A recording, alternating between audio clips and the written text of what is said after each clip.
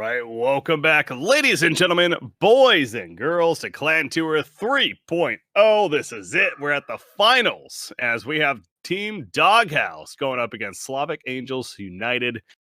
Slavic going to be on the Legion side, Doghouse on the Hellborn side. We got game one, and I believe this is a best out of 5 grand finals that we have coming at you. So looking forward to at least the 3 games, possibly 5 if it goes a distance. Looking forward to a fun series indeed. I'm BreakyCPK. I'm going to be joined at least for the first game, and I'm also joined once again by What You Got, and also the man himself, EZfullClan. We're going to be doing some tri-casting. So first off, well, Easy, you're new to the cast here today. What's up, man? Yeah, new today, but not new to the scene. I'm pretty sure at least a handful of people probably got tired of hearing me yesterday. I was in for the long haul, both Chris and I. That was a crazy 9-game series just throughout the whole day that we casted. It was exhausting, but happy to be back. Nice. Well, here we are again, best of 5. If it goes a distance, another long day ahead for you as well. But no, this should be a good series at the very least. Of course, Doghouse looked very impressive in their series against Keeper. And Slavic, they did too. It took a little bit more fight, especially in that first game, but ultimately taking care of business.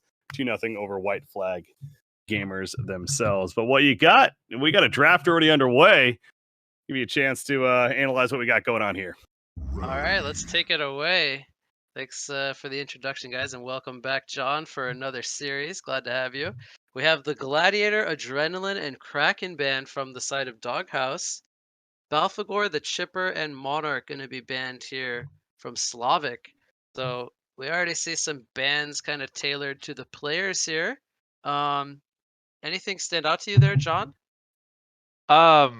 We've seen all of these bands yesterday, in one way or another. The Balfagor always a standout band just because that hero is such a beast, right? Like such a nasty tower pusher that kind of forces team fights. Love to see it happen, or love to see it picked up whenever you can. But really, I have my eye on this Adrenaline ban, and I've seen it banned, haven't seen it played once. I already said I don't really know too much about the hero. I want to see it picked up. I want to see what it can do. So stop banning it, guys, and let's see somebody pick it up. I do believe the only time we saw it was in the qualifiers, so that was on Friday, where I believe Slavic Angels United did pick that one up in one of their games. So we have seen it at least one time here in ClanTour 3.0, but that was again in the qualifiers. So it has not been picked up since then, to my memory, at least. But yeah, I think those are the 2 standout bands. Everything else is relatively straightforward and stuff we see more or less every single game. So for good reason there, we see the remainder of the bands. But we have a first pick Dr. Repulsor from the side of Doghouse. Slavic responds with Nymphora and Rally. And then we have Lodestone and Accursed coming out from the Hellborn side. So pretty interesting stuff so far. I want to get your take here, John, on what you see moving forward here, but also the first 5 picks here. We have the first pick, Doctor. I mean, that if anything, that's confidence coming out from Doghouse once again, as we've even seen that band in several of their series so far here. It absolutely is a standout, and if I remember correctly, it was picked with great success yesterday as well whenever it was not banned. I think, correct me if I'm wrong, he got a pretty early icon and into a gnomes and just basically dominated the game, if I'm not mistaken. Right. So we might see that again if they're not careful. Excuse me, if SAU isn't careful. But we also see the Accursed again, which was, I think they paired that with Oogie, or am I wrong? Zephyr, thank you. So Zephyr and Oogie kind of have a similar play style in a way, but yeah, I think that was the same game, right, where they had Accursed and Zephyr in a lane plus Doctor Mid. Gosh, I'm having trouble recalling all these games. You're doing good with the memory. We did cast a lot of Han yesterday, but I mean, there's the Zephyr ban. They go ahead and the last ban from the Legion side here, they ban away Zephyr. Before that, they did get rid of Engineer and Tremble. So we've seen a bit of Tremble so far this tournament, mostly played by Fa, but again, that one targeting him specifically. The Engineer as well. He's been showing up to the tournament, very powerful to say the least. But Oogie, Electrician, and Puppet Master will be Doghouse's bans. You want to talk about those 3? Well, I mean, you hit the nail on the head with the Zephyr. I mean, this draft, I think it's pretty much the exact same as we saw the other day. So they are locking out that Zephyr so that they don't have, that duplicate draft from that we saw them dominate. Gosh, can't even remember which team they were going against, but we know that it was a dominating match at least. Um, but yeah, I mean, like you said, some targeted bans. One that kind of sticks out a little bit is the Trimble always, but we saw how strong the Trimble mid was in at least one of those matches, so it's no surprise to see it gone. But everything else, I think, is pretty standard bans, except maybe that Zephyr, which we already talked about. So Defiler pick though. Yeah, before we talk about the Defiler, one more pick coming up. I want to talk about the synergy Accursed has with the Hellborn picks. They could even look to run like an aggressive lane with the Lodestone. Um, I'm sure you probably know this. If you put the shield on the Lodestone, he uses the head smash. It kind of prevents some damage on himself, but also blows up the shield. It's a really nifty kind of interaction combo that they could look to do. But also, just we think of Doctor Repulsor, his weakness is his laning phase. We've talked about that in previous series. The Accursed is kind of like a defensive babysitter. He kind of gets the Doctor perhaps out of that weak stage, gets him maybe some stacks going in the jungle where he can rotate in level 5 or even level 7.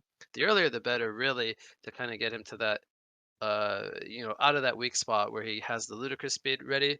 But I think the Accursed, he's not only good here for both his partners in Doctor and Lodestone, but he's just a really good meta hero. The Fire Shield being able to dispel the stuns off the teammates, as well as right now they have the Defiler Silence, which is pretty potent as an AoE silence. I really like the Accursed, at least in the meta right now. It's a really disruptive hero, and I remember you saying how you really like seeing the Accursed as well. He's one of your go-to kind of heroes you like to see as well. Yeah, absolutely. I mean, you kind of hit it on the head where, a curse is just able to dispel all of these, negative status effects, whether it be stuns or silence or, anything else, any kind of like damage over time from, say, a slither or something. But you just like to see heroes like that offer kind of counterplay potential, right? Really, really strong reactive gameplay is always fun to see, and that's what a curse is kind of best at. So, it's a fun hero to see. But with your notion of how a curse is going to be able to assist Doctor in various ways, I think that he's probably going to need it if Doctor steps into the mid lane this game. I'm looking at that Defiler and Drunken Master pick on the side of SAU, and whichever one of those heroes decides to step into the mid lane, it's pretty dangerous for a hero like Doctor Repulsor pre-level 6, I would say. Master of Arms. Yeah, definitely heroes that can kind of bully him pre-level 6. They have lots of lane harassment and even mobility to an extent with Defiler having the Siphon Soul now.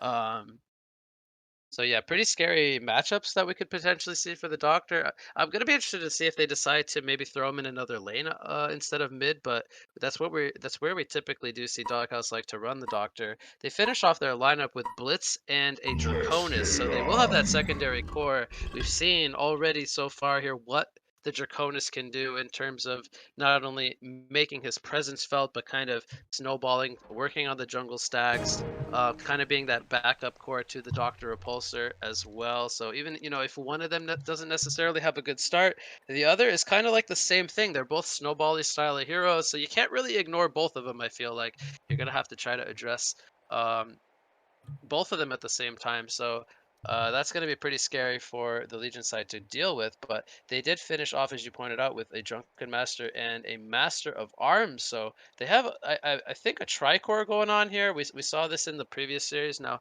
again, I don't know if you were caught up with that, but they ran a Master of Arms core in a tri lane. And then they have, in this game at least, the Drunken Master and the Defiler as kind of backup cores. So a pretty scary lineup in their own right. And Yeah, I really yep, go like ahead. what they've got going on the Legion side with this. If they decide to run that, as you say, it is a tricore, but if they run this tri lane of Nymphora, Master of Arms, and Rally, I mean that's a very, very potent tri lane with the triple stun. And as soon as level 2 comes out, you've got the Acid Bomb that's going to synergize with Rally's physical damage stun, and obviously 3 auto attacks. It's really, really potent tri lane Let's that's going to be very rock. dangerous for whoever steps in against it. but I really like the points that you're making about Doghouse's draft, where they've got this duo core between Doctor and Dragon, and how they can each kind of supplement each other's potential poor performance in lane, because each of those heroes, as we know, can kind of utilize the early resources available in the jungle as soon as stacks come out from the supports, right? It doesn't really matter which one, kind of falls behind. As long as they have a few levels, we know that Doctor can just drop a few traps on some stacks, and Dragon can just do his thing by dragging them all together and breathing on them and spreading that dot. So they're both really effective jungle farmers very early on. So we know that Doghouse kind of likes to do this thing where they are guaranteed to be able to use their jungle resources really, really early on, and it's hard to stop them from getting a good start on their core heroes whenever they do things like that. So we see the Legion side roaming the jungle here in the Hellborn part of the map there, expecting perhaps this could be a jungling Draconis, but as we can see, Snooki not going to be jungling at least for now, so they don't go ahead and ward any camps, which proves to be the right decision. As we see, he's in the bottom lane with the Accursed, so again, going to try to protect the Draconis. Again, he's not really like the strongest laner by all means, but what he can do is he can push the lane, move into jungle, take the side camps there, kind of snowball his early start, and then Accursed can kind of babysit him, make sure that he doesn't face too much pressure. So the idea of this bottom lane is just to be really disruptive, get Draconis some early farm, and then we could see Blitz in the top lane, move into the jungle, stack the camps, and then Draconis could rotate once he gets like level 5, level 7. Honestly, really any point in time. So if they face too much pressure down here, that's the beauty of the Draconis. He can rotate in whenever he wants, really. But not only that, but if they do uncontest the Draconis and Doctor gets too much under pressure from the Defiler, which that could very well happen, he can rotate himself into the jungle to work with the stacks. Hi, by the way. It's a good analysis here going on. I find it very interesting with the players of who's playing what hero, specifically on the side of Doghouse, because in the previous series we saw Snooki, he was mid both of those games. Draconis was actually played by Make Love in the jungle, but obviously this is where, different game, different setups and everything. So this time, Make Love on the support a Curse, he's supporting a Draconis being played by Snooki, and Fall is actually on the Dr. Repulsor in that mid lane. Not to say he's not a mid player himself, certainly, but kind of curious as far as that decision making goes, how it can change from obviously every single game. So if I could step in here, I think it comes down to them running the Lodestone. That's a hero that Nede is really known for. I guess in its place. Oh yeah, mid. A little bit of action, but the TP is going to be canceled, whoever that was. I guess one of the supports from the top lane, but Defiler's fine. That was Bliss trying to set up for the gank in the middle. But yeah, as you're staying with Disruptor. Or excuse me, with Lodestone. So yeah, Nede, he's known for playing a Lodestone, whereas they had Make Love play the Draconis. He was kind of that position 2, position 3 kind of role in the last series. So they kind of, I think it's more like a player hero thing, because he's playing the Lodestone. They kind of swap up who plays the Draconis and who plays the support. But yeah, we've seen Doghouse kind of show that they can put kind of whoever they want on these kind of core roles and swap up the supports as well. They're very flexible players, very well skilled, and Snooki is definitely known for playing a very mean Draconis, so we didn't see him play it necessarily in the last series, but we're going to get to see what he can do with it here, at least in game 1 here. In the lane, Blitz is heading all the way to the bottom lane, so it looks like we're going to see a change-up of sorts coming out as, okay, Draconis is level 3, going to go to a jungle where there's some stacks waiting, and Blitz rotates to let a Curse to actually take the farm down here, and it's going to support the Curse. So easy. What do you think about this movement coming out? I think it's really interesting, and it just kind of highlights exactly what I was saying, where as soon as Draconis can move into the jungle at will as soon as there's a stack or two for him to farm. So that's exactly what he's doing, and it's okay for them to rotate him out of this bottom lane, just because I think they knew going into it, and I didn't get a chance to say it, but I was just looking at this Drunken Master stepping up against this Accursed in Draconis lane. I'm just thinking right out of the gate, there's really no way that they're going to be able to kill this guy, right? So they're not really too worried about it. They're just trying to maximize their resource farm as soon as they can. And I actually kind of liked the lane setup versus the Drunken Master, because what they did is they just they just kind of had Dragon rotating into jungle as soon as the creeps were dead in lane. A Curse kind of gets a little bit of solo XP, while Draconis kind of utilizes those side camps like what you got was saying, and then we just see that quick rotation into the Hellborn jungle as soon as these triple stacks get created in the center of the jungle. Word placed by Rally here, so he knows what's going on. He's going to try to bother the Draconis. See if he can maybe steal some of these hard camp creeps. Yeah, he's being a nuisance. So far, hasn't really had the best success in terms of stealing. You see him use another breath right there on Draconis to make sure to get some last hits, and even the dot tick will secure the last couple more there. So Snooki definitely making the best of that situation right there. Rally doing his best to throw it off that easy farm, but showing that he's a very comfortable Draconis player.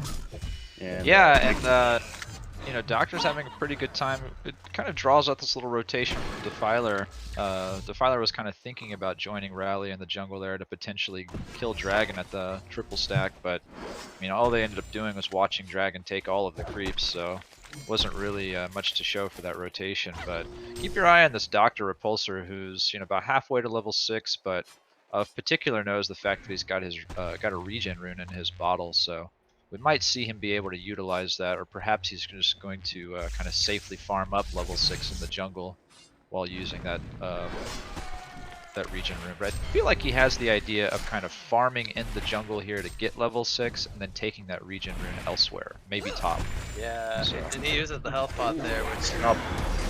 Cataclysm, it's going down, the breath on top, and M4 is definitely dead. Los would actually go in with the drill, and that will finally be a bloodless kill post 5 minutes into this game, and Draconis is not done just yet, even jumping on the Cataclysm, putting the breath onto Rally, slowing him down quite a bit, but unless drill hits from Lodestone, might get away. There's a compel, drill in 2. He's going to go for this third dive, and they actually want to switch to Master of Arms. Master of Arms a core after all. A couple more auto attacks needed. Draconis can't get it off, though. MOA will live. The dot is not going to be enough just yet until he goes back in. They get the turn onto Lodestone, and now the compel on Snooki. They bit off a little bit more than they could chew right here. Did Doghouse. Draconis will fall. Beautiful team support from the side of Slavic. I feel like that was a little minor mistake there. Maybe thought he had it with the dot, but not going to get the kill there on the Master, and they do turn it around with the TP support. So both Lodestone and Draconis end up falling, perhaps going a little bit too deep there into the tower as the port came in from the third player. Yeah, it started off really well for them. I kind of missed the very beginning, but we saw the Cataclysm come out pretty close to tower, and they really dominated the beginning of the engagement. But I guess just bottom lane, he is gonna fall. Took one tower hit, went for the dive on Drunken, but he did survive. See a plated Greaves pick up on a Curse as well. Something to be of note. It's not the usual pair of boots that I see on that hero. Used to be mana boots or something? Mana boots, or maybe even just Striders. Not really sure. But I mean, I think, I feel like I usually don't see the defensive items coming out on that hero, but there's a lot of action going on at the top hero. Or at the top that was actually close going to Lodestone right there, but he managed to rock drill away, and Draconis, of course, there to assist and make sure that a death does not happen. So good job there. Yeah, I will say a Curse has kind of transitioned into a bit of a core, obviously, with the jungle rotation, but Draconis is dead. Yeah, very good job. The drill's not going to save him. Those really nice body blocks from the Rally. Before we have any more action, are you guys surprised by how well Doctor's done here so far? He's already up to 400 gold per minute, but more importantly, he has the 57 creep kills. I wanted to bring it up earlier. Before he rotated into the jungle, he was on like 28-4 against a 24-4 Defiler. But man, I felt like that matchup should have been more Defiler favor even before he rotated to try to kill the Draconis.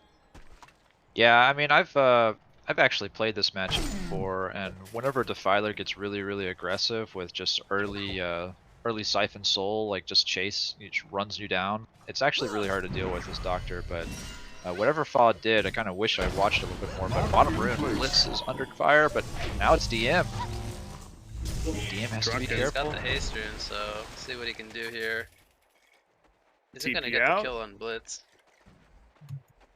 He's gonna go for Lodestone. He knows he's low. Oh, I thought he was gonna go for the kill on Lodestone there for a second, but decides to just TP out and play it safe. So got the Unholy Expulsion in the mid lane. Looks like this is going to be a mid tower, so Defiler creating some space in the mid lane for his team to kind of rotate into the jungle without that tower. So now I think that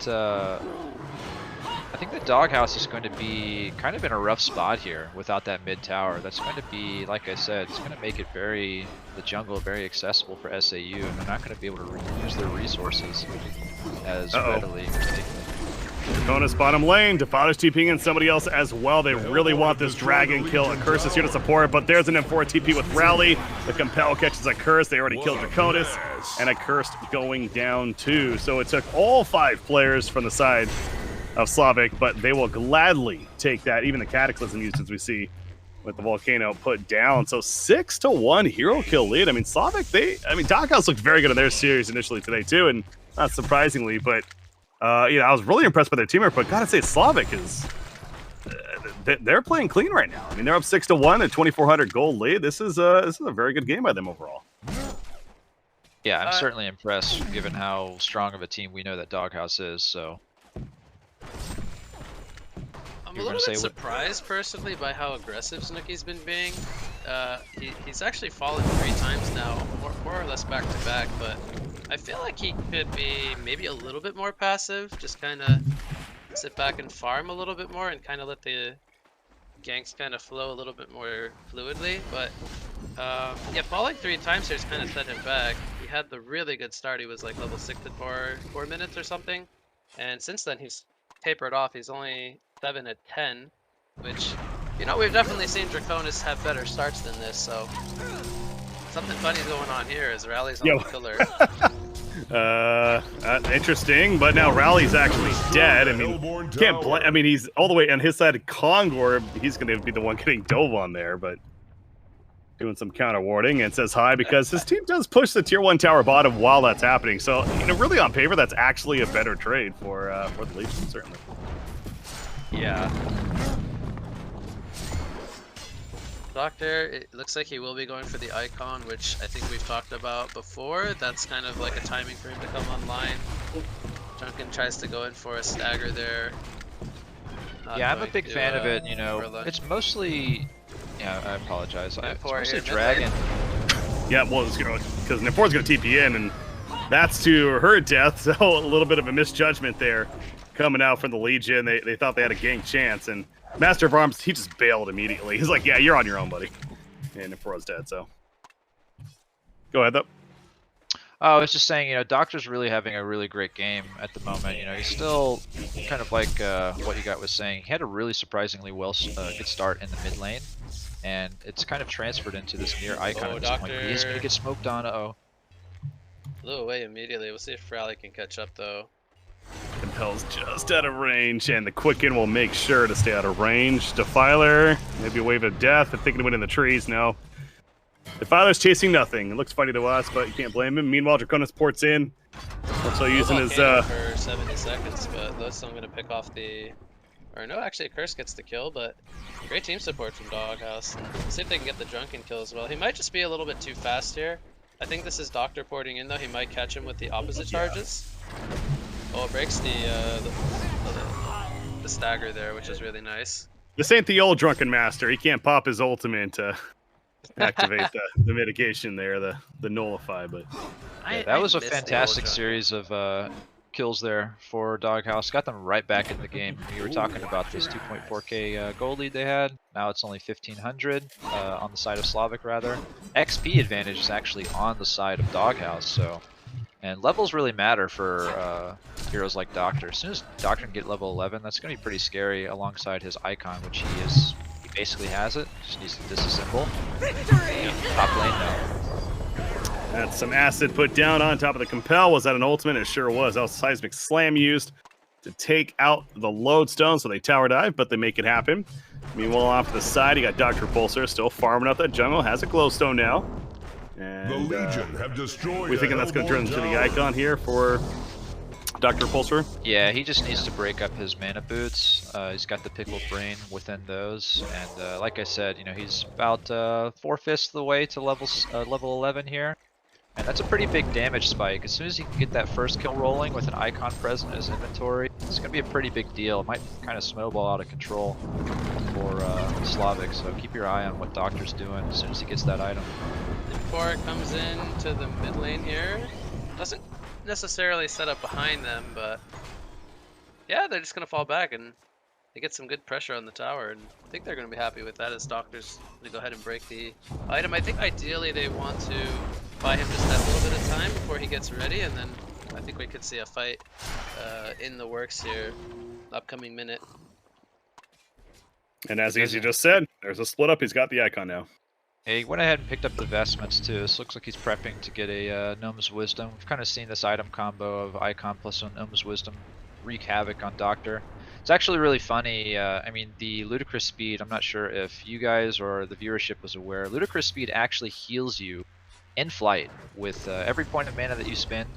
Here we go. Lane is, Drunken's going to go in first. The Compel on top. The side's going to be stopped, though. I believe that was Blitz. Somebody making the stop, however. And the Curse in the midst of it with that shield. The explosion going to be coming out. And down goes Rally, as well as Defiler. And meanwhile, Lodestone just missing there on Drunken Master as he activated his Shadow Storm. But Rally.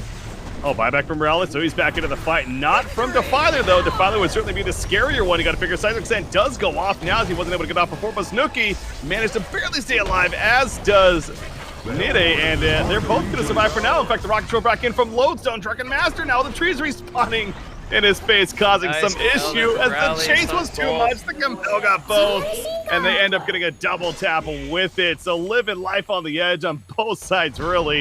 In fact, Lodestone, speaking of that, going back in, wants this kill on Master of Farms, and will make sure to get it for the team. So had no life that whole fight, but Lodestone continued to make some big plays. And 4 charges. The Hellborn. 4 charges on the Doctor icon, guys. I was just watching him the whole fight. He was just looking for his next kill. He was very, very low at one point. I was kind of worried if he was going to lose his the 2 that he got right at the beginning of the fight, but he ends up escaping that fight with 4 charges. So as soon as he gets the 5th one, he'll get the mana and HP boost on his icon, as well as just the extra regen. So yeah, Doctor might get kind of out of control for Slavic at this point.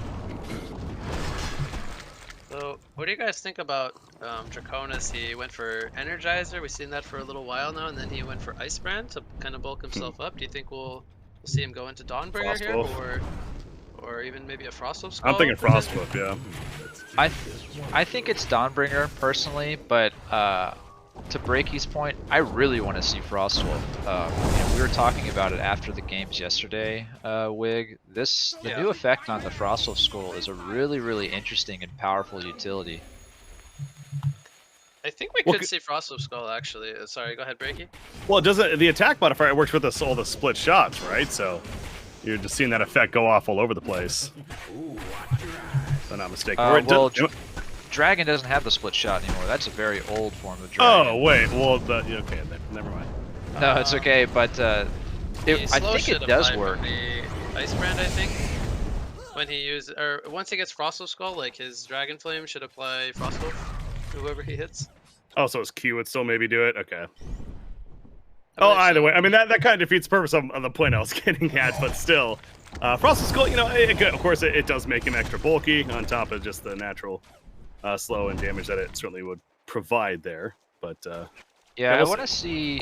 So it's the new effect that really interests me with the Emerald Warden Wolf effect that is tied to the on-use of Frostwolf Skull these days. It's a pretty new addition, and it's not something that I think we've seen in any of these series in the competitive scene yet.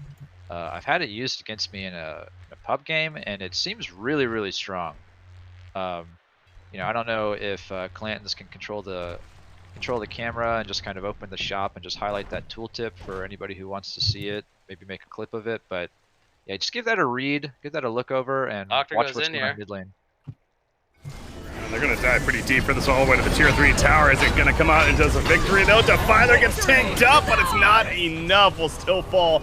Buys back, however, and porting right back in. Nefora staying dead in the meantime, but with Defiler back in and still has that, well, no, the ultimate was used, wasn't it? So that's actually not even going to be ready to use. And I guess the buyback enough is still enough to get the Hellborn team to just retreat, but Yeah, Defiler buying back when Unholy Expulsion wasn't even ready. That's a little risky there itself. Yeah, so we see Doghouse kind of just reset, and I kind of like that they get the little mini regen with the Ion Stone on the Lodestone, who's very low. Everyone's more or less healthy now, but they just send the Draconis. Well, it looks like he was just getting some regen himself. He's gonna Veiled Rot. We could see them kind of group back up here in the mid lane, as they don't necessarily have too many big cooldowns that they kind of need to wait for, whereas you did point out how the Ghosts are down from Defiler. That's a pretty big cooldown for Legion. So they're going to look to try to find another pickoff here. All right, it's going to be the Frostburn, so much for that Frost of Skull talk. Yeah, sorry about that, but a little distraction, but okay, Doctor is going in. Catches Defiler. Is this going to be enough this time? Already using that buyback from before, and is going to die yet again. You see that they have a little bit of heal to save her, but it's just not nearly enough, and I think it's to Doghouse's credit that they're aware of that. They're aware that with the full jump right there, they're not going to be stopped. I think they knew the TPs were down from both the rally and the drunken. The Hellborn have destroyed a Legion we saw a tower. really nice avoid from. It's actually with the volcano down. They're gonna dive the base here. Why not go for more? They know Defiler's staying dead at this point. Does have an old explosion, but she's dead for another 20 seconds. So yeah, diving deep into the base, and it'll cost Lodestone his life, but with the regen rune on Dr. Pulsar, the best rune hero combo in the game, you can certainly argue. There's no way you're stopping that Dr. Pulsar flying around right now. So the 2-3 tower, it's still well alive as a stun coming out from Nymphora, but Doctor goes in on Nymphora, and with the shield, it's going to protect the regen rune still as well. Finally, Defiler coming back in. The Unholy Expulsion going to be used, and now the regen rune has worn off. Draconis Energizer trying to get away. Accursed did not have his ulti. He'll instead die. Oh, Doctor going to get locked down. But they do catch Doctor Repulsor just enough of lockdown. Drunken Master specifically helping to do that with the lunge, and so maybe it's a case of this Hellborn getting a little too antsy there and sticking around a bit too long. I'm, for the sake of the game kind of evening out, really, really happy to see that SAU was able to find that kill on Dr. Repulsor. As you said, he did get a little bit ambitious jumping into the base, but he was up to 10 charges prior to his death, so now he's down to 6, as he loses up to 4 per death. So really, really nice for them to find that kill on him, and they are going to snag this Conqueror kill, get themselves a nice little chunk of gold, plus the individual buffs. So for the first time this game, we see SAU kind of punishing the greedy dives of Doghouse, which is really nice to see. The last previous couple of dives, the Defiler could maybe be in trouble here. She's got a haster though, so we'll see if they can lock her down. Doctor is going to catch her actually, and they might have the burst. They will. No Master's Call that time. It was on cooldown for Master of Arms, and that might have been the one that could have potentially saved her, but yeah, it wasn't to be. And Nymphora also goes down, so it's just full throttle right now for Doghouse. They're not being stopped by anything, even with what happened of diving a little too far to the base previous fight. They just come right back up and they'll drop Defiler yet again. So Defiler wants to get that shrunken head, but she continues to be fairly far off of it because she's died now several times. Want to make sure we point out, okay. The dive. You were saying another kill happening, so Rowley's now dead. Lodestone is going to be fine. So yeah, go ahead, Bills. Just wanted to highlight the fact that, in the fight where Dr. Repulsor died by diving into the base, there was a buyback on Master of Arms. I missed it myself if you guys announced it, but I want to make sure everybody is aware of it. Yeah, no, that's a good call. I don't think I caught that. We're into the middle of everything here. Defiler. Nope, Unholy Expulsion. Yeah, but she's dropping so quickly, though. The silence on top, the wave of death, and it's just too much damage. Again, no buyback because of lack of gold at this point. Accursed in the midst of that has his ultimate, so he'll heal right up with that flame consumption. Be just fine. I mean, it's still a good fight from the Legion team.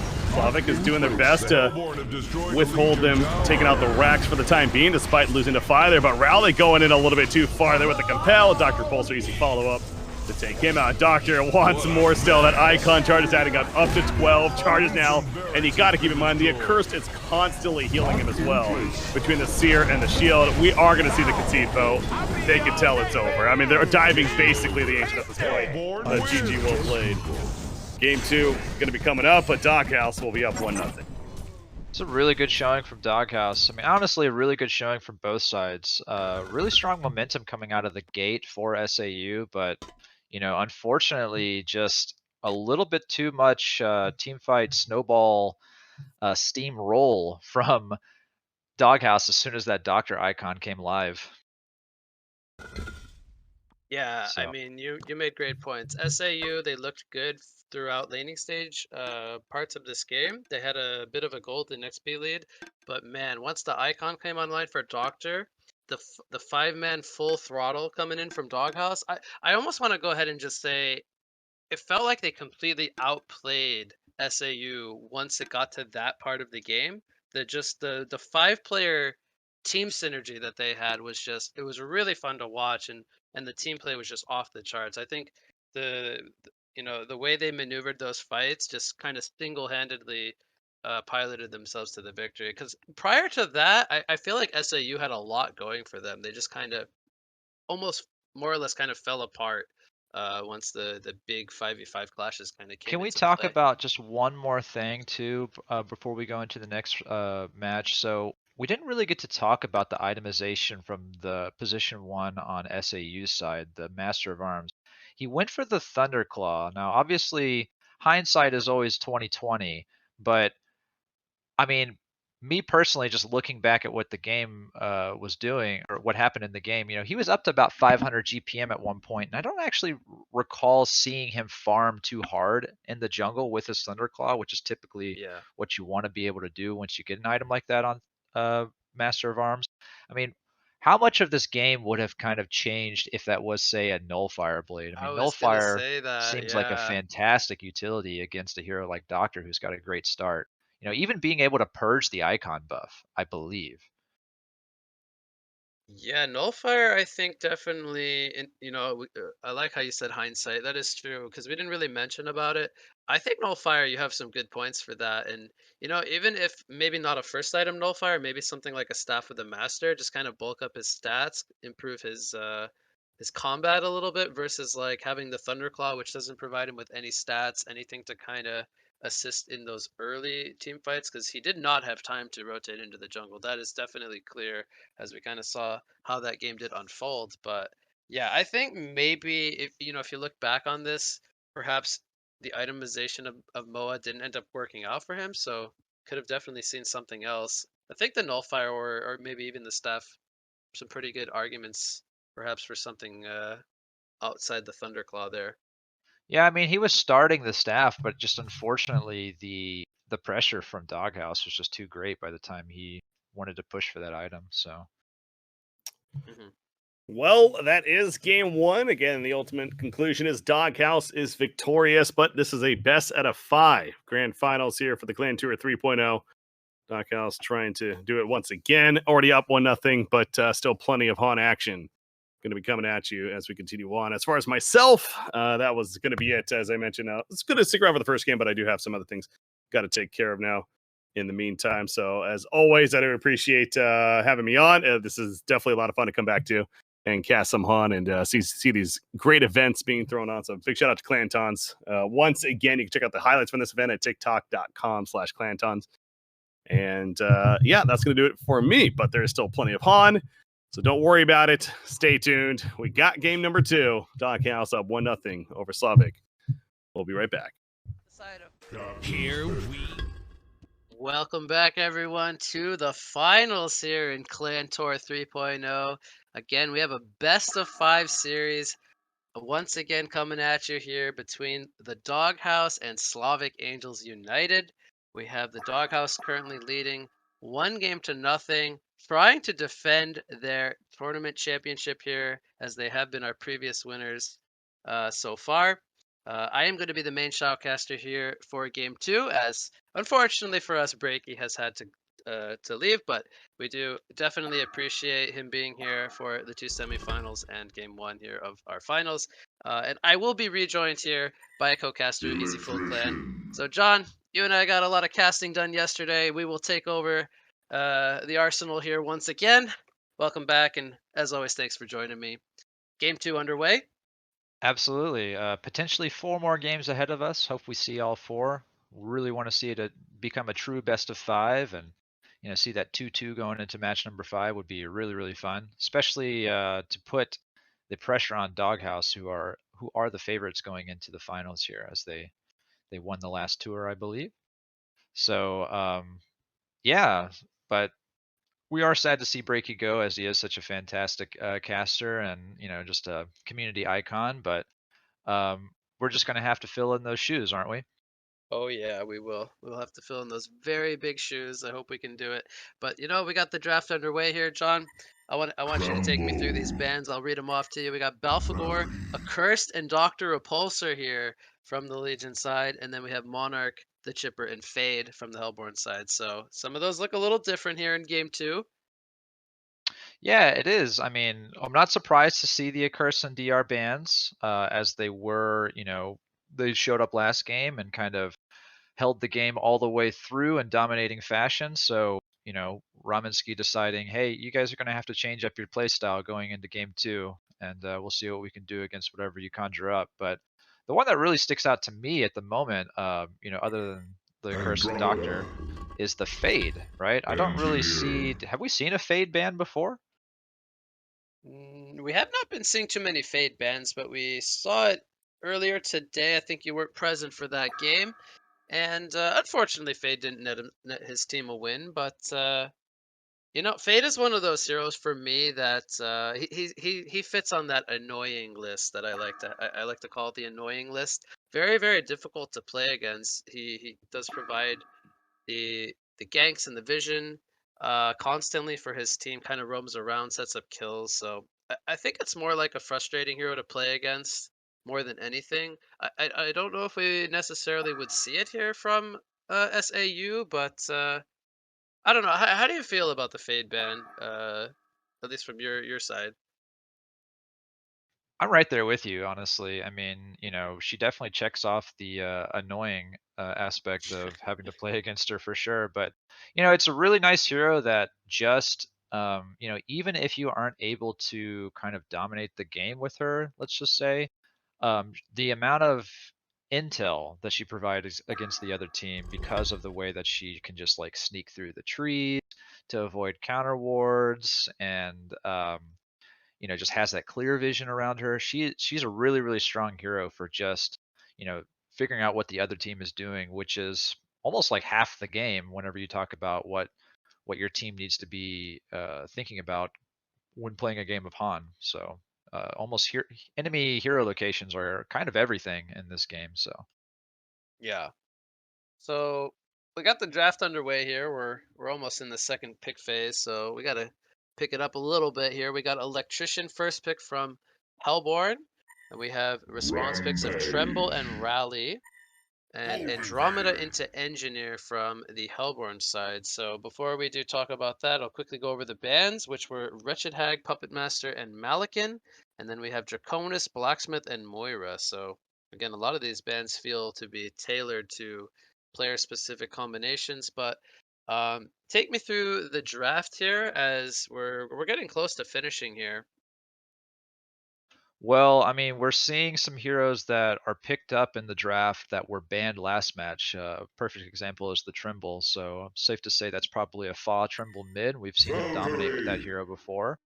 Following the bans, of which there are a couple of them that are kind of interesting. We know that's Nookie. I believe it's Nookie that likes to play the blacksmith, kind of Yep. short lane. So I'm not surprised. I'm only surprised to see the ban because it is a blacksmith, but not necessarily this match, because they have a player that's known for picking it. But a little bit more interesting as a ban is the Wretched Hag. I'm not really sure what the reason for that is. That is not a hero that's on my ban radar in the slightest. I don't know what you think about that as well. I think it makes a lot of sense. The Hellborn team here ran Hag in the previous series against White Flag. It dominated the 1v1 matchup against the Pharaoh. And right now, the Legion side Doghouse has lots of melee heroes. So I feel like they're just recognizing, hey, Hag could be kind of disruptive for us, since we're kind of running a melee heavy team. And maybe it has no good matchups, or it has lots of good matchups, sorry. So they feel Hag would make a lot of sense as they still need a mid and a carry hero. Picking up the engineer, electrician, and Andromeda early on, and I feel like Hag would be a good fit for that lineup. So I actually think the Hag ban is a pretty good ban there. Sure, I'm glad you laid that out for me, and you know, I wasn't privy to that information because I was a little bit busy this morning. But thank you Sure. for reminding or telling myself and reminding the viewers that we did see it in the hands of SAU in a previous match. Really interesting though is so I know the Rampage is going to be in the hands of Dude. That is a hero player Hell yeah. combination that I am really familiar with. Probably thanks to you.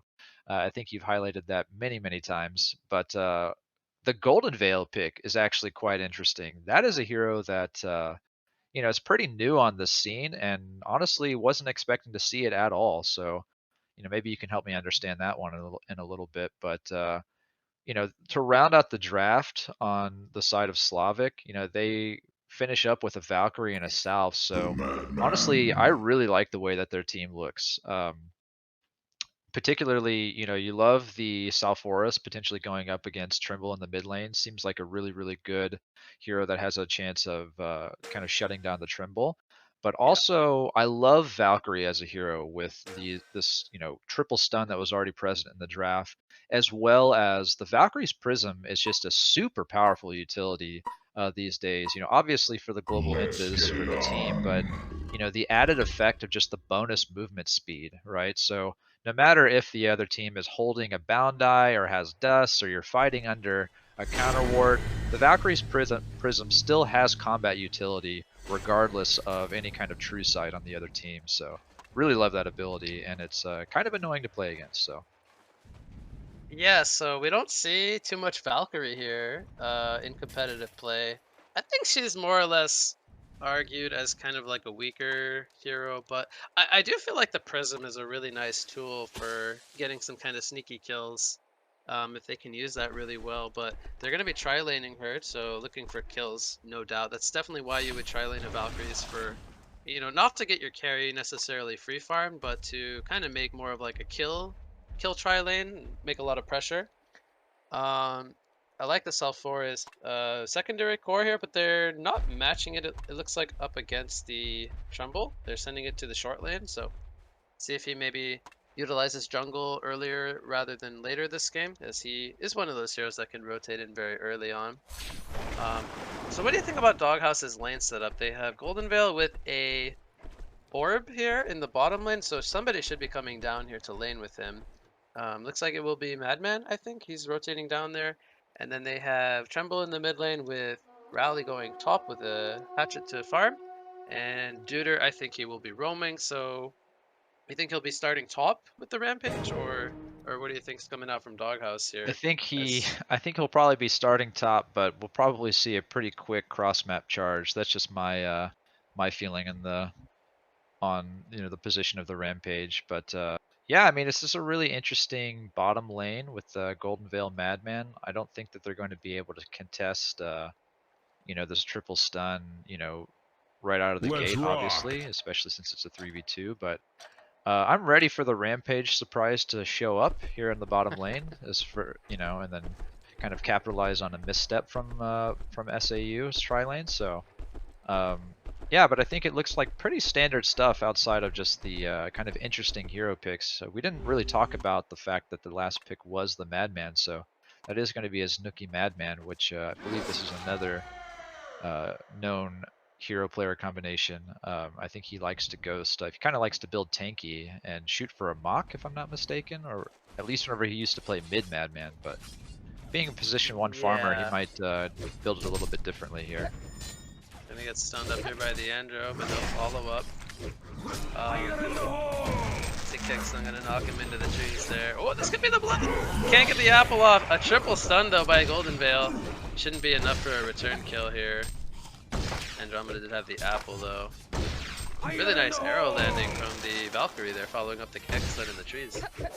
Yeah, it was just a really good, because those are both skill shots. Obviously, Valkyrie had the setup stun, but it was really the keg that kind of led it into a really clean arrow. But she positioned herself very quickly and effectively to get that that nice little arrow headshot leading into the kill. So well played from Slavic here in the bottom lane.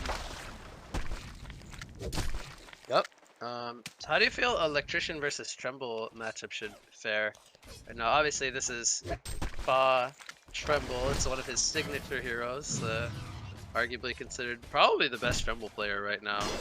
Going up against Electrician, though, he's winning the mid lane so far. Do you feel like this is favored for either side?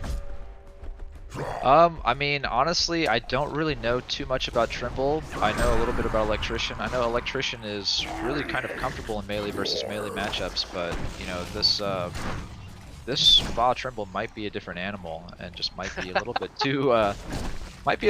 too gruesome for Electrician to be able to handle. Now, I know that Electrician doesn't really start to shine in melee versus melee matchups until he's got maybe level 2 or level 3 into his electric shield. So, you know, it could just be that the advantage in the lane is on the side of Trimble prior to those additional points coming out into Electrician's second ability. So probably just comes down to Fa executing really, really well, but Southforest taking a little bit of heat in the top lane, but I don't think he's gonna... He might actually. Second orange strike is coming. So actually mid lane Tremble takes out Electrician. I was not expecting that to happen. Now, I do want to point out something that we didn't miss, or, well, I did actually saw it, but I let you kind of keep going with the info. Sure. Was that Southforest died in the top lane. They dove the tower with Rampage and Rally, and the dude on the Rampage actually died. And we have more action. Madman really close to getting arrowed there. He's going to try to juke the Andromeda, who does have a Comet stun. I don't know if Snicky can get out of this one. He does actually have mana for the stock. Oh boy, he's going to maybe, if anything, just try to get them to chase him. He's in a predicament here where he can't go back to farming, but also, Andromeda porting up here, but doesn't have mana. Has the Lunar Tier, so technically does. See the kick's not gonna land. There's the arrow. Gets kind of caught in no man's land, but yeah, Southforest did die, and they got a counter kill with the tower on the Rampage prior to that. That was about a minute ago now, so kind of catching things up here. It is a 2-3 hero kill lead in favor of Slavic Angels United. Yeah, I mean, Slavic is playing really well, shutting down this Madman, but nice Andromeda needs to be plunge careful. there. Gonna land there, perch into plunge, but the arrow gonna connect on the Madman. He continues to suffer here. He is the lowest gold per minute hero in the game so far. That is not gonna be good news for the side of Legion, but Golden Bill will get a counter kill of this. He does sacrifice himself, and it will be a double tap coming out for the Engineer. Meanwhile, that's at the top rune, we had Southforest fall, so... Oh, and mid lane once again, we have another kill. The action just... You know, whenever I cast Doghouse, it's like I have to miss at least half the kills because there's just 3 happening at once. So, unfortunately, I missed that one. Tremble, once again, takes out the Electrician. Now, this one, I think, might have had some team assistance. And they're not done just yet. Here comes a charge from the Rampage. Engineer getting caught in the hive mind. Electrician gonna grip him up, and no tower damage coming in due to that port from Andromeda. And they're gonna look to turn this one around on the Rampage. Will he be able to fall here? Is the question is, Tremble was trying to body block for him. Now, dude is thinking about going back in. Here comes the charge on the Andromeda, and they will bring him down. Electrician without any mana. The kite is real coming in from Doghouse. And John, look at what is going on mid lane. Tremble's up to 550 gold per minute already. Yeah, this is insane. Like I said, you know, it just seems like Electrician is kind of a hero that might be able to handle a melee versus melee, you know, especially against a Tremble, but Fa's play on this hero is just phenomenal. You know that he started pressuring this Electrician right out of the gate with the Impalers, I would say. Just really kind of utilizing that hero power curve, that he's a little bit stronger level 1 and just, you know, clearing the way for him. He did not spec Impalers, and I was paying attention to this. He did not spec Impalers until level 4. He actually had 2 in the Dark Storm and Terror Form level 1, which we have a charge here on the Engineer. He's gonna keg himself. The charge would get cancelled. Madman gonna get arrowed up in the bot lane. Heavy pressure coming in. There's a Rev Ward, but he's gonna be too slippery.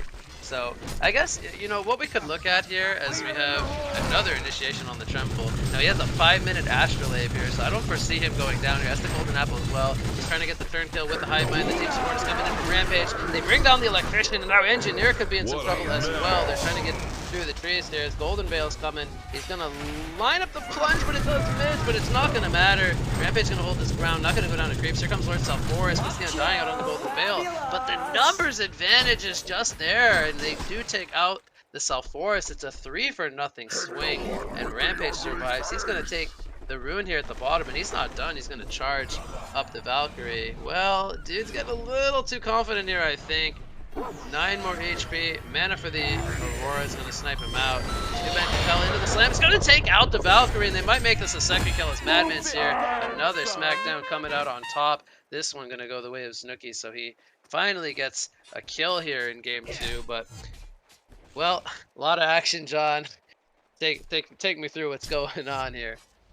This Trimble is just a powerhouse. You know, he's just, and honestly, the assistance from Rampage is really, really strong. I mean, you can just see the way that Doghouse just maximizes their potential at all stages of the game. Charge in the mid lane on Electrician.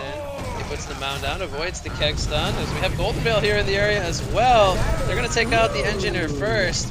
The Astrolabe is still up to kind of assist the team. He's not going to use it here actually for the Golden Veil. I'm a little bit surprised that Faw didn't go in and throw out an Astrolabe there.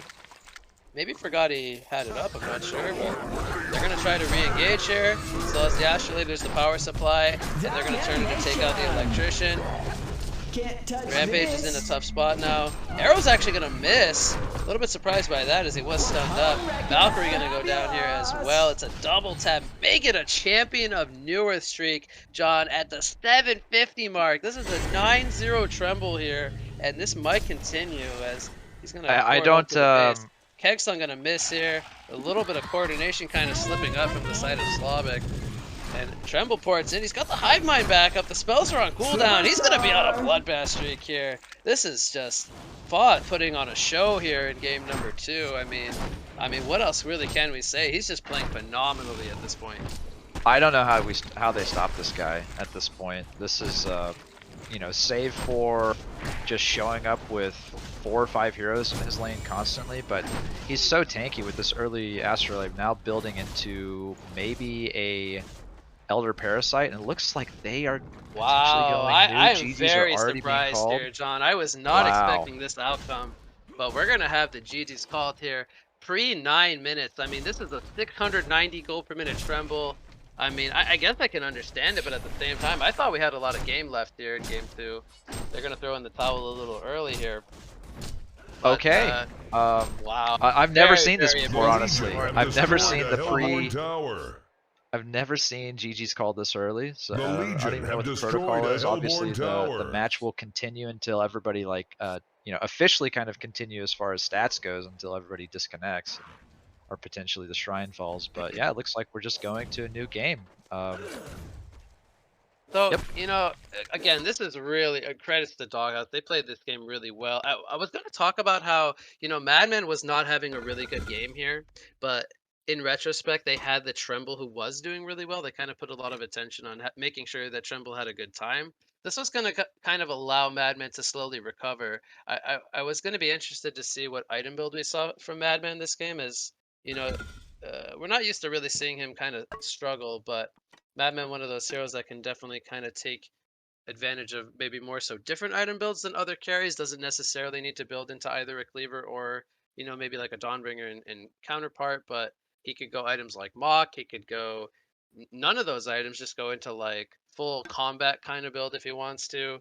Yeah, something like Nullfire, you know, yeah. because it's just got some cheap build up. And yeah, I mean, I love Madman as a hero because of that reason. Just super flexible, tons of items really work on that hero. I know myself, like, just as an example of an interesting item potentially, like I would really like Hellflower on that hero. Yeah, I think it's great, you know, because you don't really need a cleaver per se to farm on that hero. He's got such an good innate farming kit just between the stalk and the barrel roll, as well as the gash, you know, kind of stacking damage utility. So yeah, I mean, it's just a really good good hero all around, super flexible, and because of the domination that Fa was slamming down in the mid lane on Tremble, though Madman had that poor start, that he was going to be able to find the space to just get right back into the game. So, yeah, I mean, that's why SAU just went ahead and threw in the towel. They just knew that they weren't going to be able to shut down both of the cores at that point.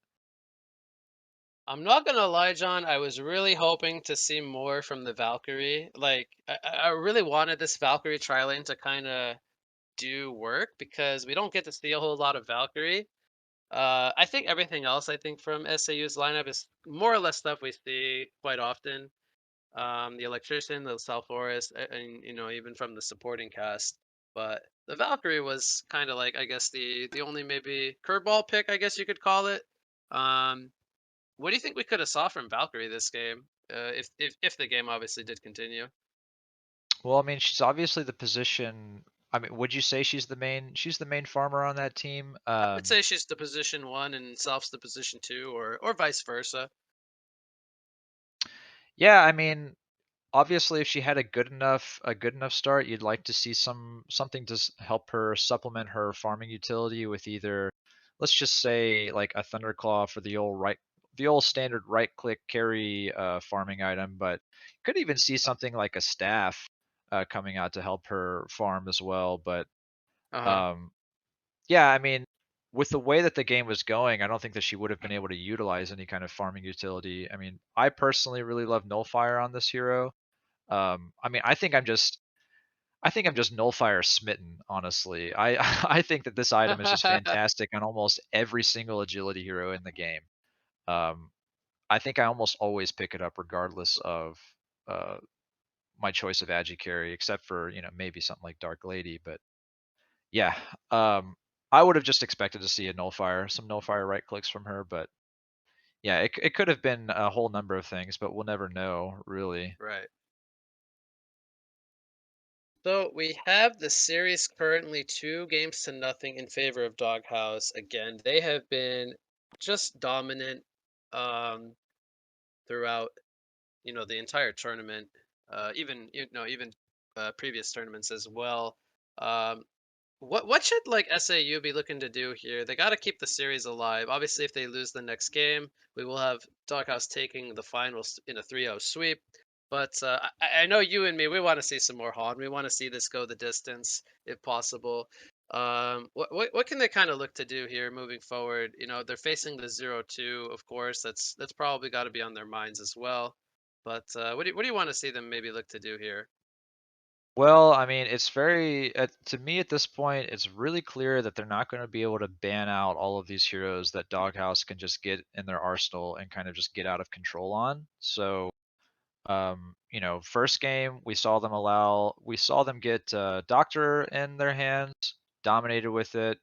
Next game, ban Doctor, get Trimble, can't really handle it. So, I mean, maybe we ban both of those heroes, but I'm not really sure what other heroes that's going to open up. Maybe something like, I mean, we might see a Balfagor pick if Doctor and Trimble both get banned, right? And then of course there's always like Dragon, who just seems to do really well in the hands of Doghouse. So we know that it's not going to come down to bans, right? It's just going to have to come down to drafting something that and that Doghouse maybe isn't expecting and just playing in a surprising manner. Maybe going dual mid against Fa, something like that, because I believe he was obviously Trimble in this last game, and he was Doctor in the first game. So just maybe making sure that he doesn't have a good time, as he kind of was the force to be reckoned with in both of these previous matches. But as we've kind of discussed in the previous series, they're so good at utilizing kind of this shared responsibility across multiple core roles that if you put in all these resources to stop someone like Fa from getting that fantastic game, you're going to have to deal with another one of their strong players having a great start. So uh, I'm not really sure. I'm curious what Slavic is going to do myself, but all I know is that it seems like you can't give Fall that good start. So maybe that just needs to be addressed, and they can see what happens in the rest of the match following that. Okay. All right. Well, I mean, we're almost ready for game 3. I know we kind of extend it a little bit past the game here, but maybe we'll do like a short break here. But we will be back. Not too long of a break. Game 3 coming up.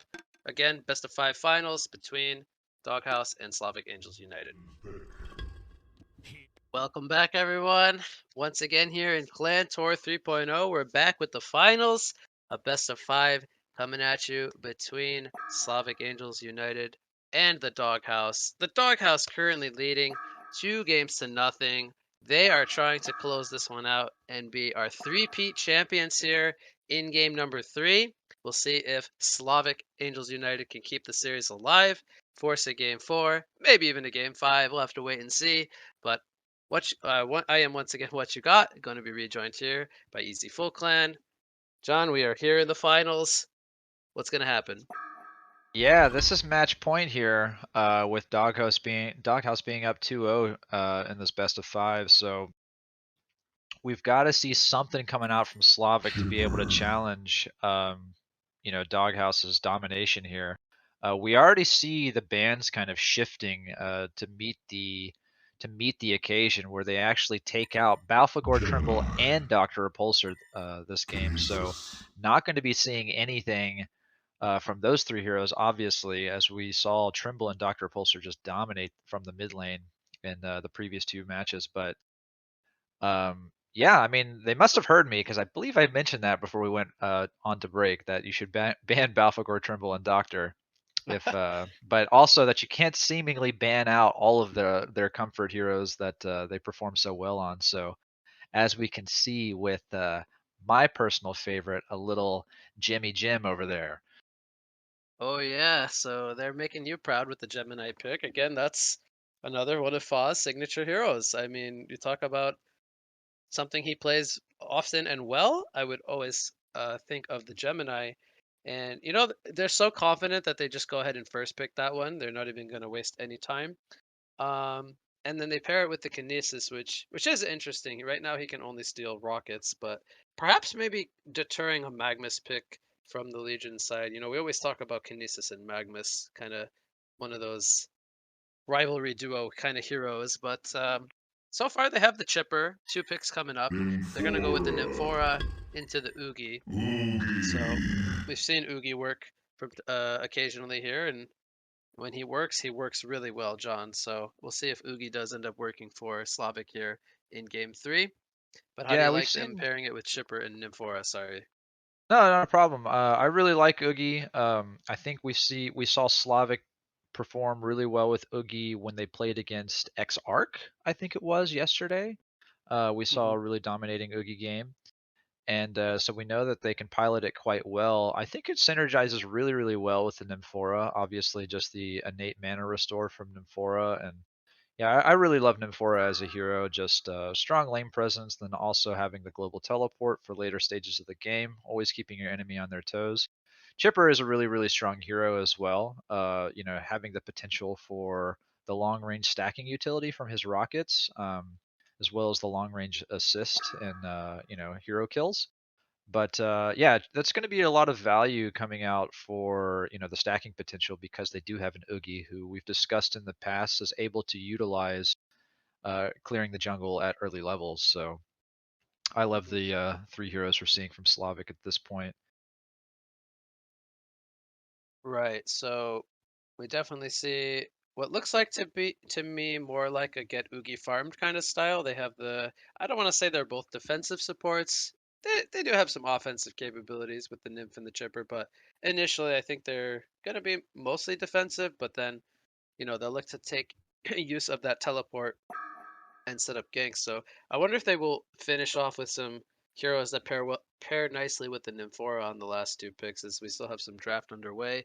But we don't really know too much about Doghouse's lineup just yet. They still have 3 more heroes to go, and you know that leaves them with a lot of room to surprise us, John. A lot of stuff, a lot of questions still unanswered here, as we're gonna have to wait a little bit before we get them answered. But the bans are continuing here, as we have Bombardier and Defiler so far. They're banning what I believe to be those strong mid lane heroes, and potentially even some counter push style of heroes. That does lead me to believe we could see either something a little bit weaker for the mid lane, but also something that maybe could look like a grouping up pushing kind of lineup. Now they did get rid of the Balfagor already, so um, I'm not too sure if maybe we could see. What would be really fun is if we see like some Keeper and Tempest. That would be really fun, John. Yeah, that would kind of lock them into, yielding some of their lanes though, which, could pay off in the end, but I feel like that's kind of not Doghouse's style, right? Where they want to be able to contest. I mean, we saw in the last match, right, where they were just able to successfully contest all three lanes, basically. I mean, obviously Madman had a really struggling time in the bottom lane, but eventually the mid lane was just so strong that performance kind of came out in the top lane as well, or bottom lane as well, for the Madman. So yeah, I mean, I'm with you where it would be fun to see kind of a Keeper or a Tempest. You love to see some of these big GG ultis coming out, but it just, to me, it doesn't seem like it's Doghouse's style. I don't know what your take on that is. I actually do see it a bit there, but I think I caught the tail end of what you said, which was about the Keeper of the Tempest. But could you Yeah. repeat the last thing there? Oh, I was just saying, I don't know if it's necessarily their style to run a Yeah. jungler, right? It seems like they Right. like to kind of, it seems like they like to try to contest all three lanes and then just kind of utilize jungle stacking for anybody who seems to struggle a bit in lane, or maybe even just gets a good start and just go and clean them up quickly. Yeah. So there is a few more bands to go over. There is Draconis, King Cloud, and Lodestone. So Draconis and Lodestone we've seen today. I think the Draconis ban is warranted here. The King Cloud one is pretty interesting. A pretty strong team fighter. Brings global presence with the Nymphora. I think there's some merits to that third ban coming out from Doghouse. And of course Lodestone, we know the power he brings. So I think all those have some good merits. We have Engineer and Cthulhu Font, though. That's a little bit more standard, I would say, for at least for Doghouse's standards. Are you liking the NG Cthulhu Font third and fourth picks? I like Cthulhu as a hero. I think it's an extremely strong lane presence. It just has that line stun. That can potentially do a lot of damage. I think we see a lot of people use it to push creeps into tower at level 1, maybe get a little bit of lane control. But it has a lot of potential. I mean, it is one of the tankiest heroes in the game. The Dreams of Madness ultimate is pretty disruptive, especially if you can get a staff on the hero later in the game. It's actually kind of a crazy ultimate with staff, in my opinion, Yeah. especially if paired with a portal key. But yeah, I mean, we'll see if he's able to get to that point. But and I think it's one of those heroes that again just kind of can always transition into the jungle and just get a little bit of farm with the Thorns mechanic of the Maddening Revenge at later points in the game. So it'll probably always be able to stabilize its GPM at a reasonable rate. And yeah, I like it as a hero. Well, they But pick yeah, up the Kraken and the Deadwood here, finishing off the lineup for Slavic. And, well, safe to say those are going to be some great ways to deal with Gemini and Cthulhu Font specifically. They have the Restrain from the Kraken ulti as well as the Immobilize from the Deadwood route in the early game. Pretty powerful strength duo core there. Looks like we will see a farming Deadwood, I think, position 3 here, as we do have the Nymph and Chipper support. So they will go ahead and last pick the Madman. So we see the Madman once again here. We saw him in game 2. Was paired with the Tremble, though. This time going to be paired with the Gemini. So are you expecting Gemini to be mid or Madman? Because I think we've seen both Fa and Snicky play mid. As of late, we're starting to see Snicky play more short lane, throwing Fa into the mid lane. So I think gosh, we might see mid Gemini here, maybe. I would have expected Madman to be in the middle lane, but yeah, I'm really excited to see a Gemini mid. Learn a thing or two from this. He's also using my favorite skin on Gemini, the Mecha Gemini. We see a really aggressive tri-lane Cthulhu Font Kinesis Engineer coming into the bottom lane, so really trying to make sure that Oogie doesn't get a good start, as he is kind of the single core, right? Obviously Kraken and Deadwood are the position 2 and 3 respectively, but they don't really have.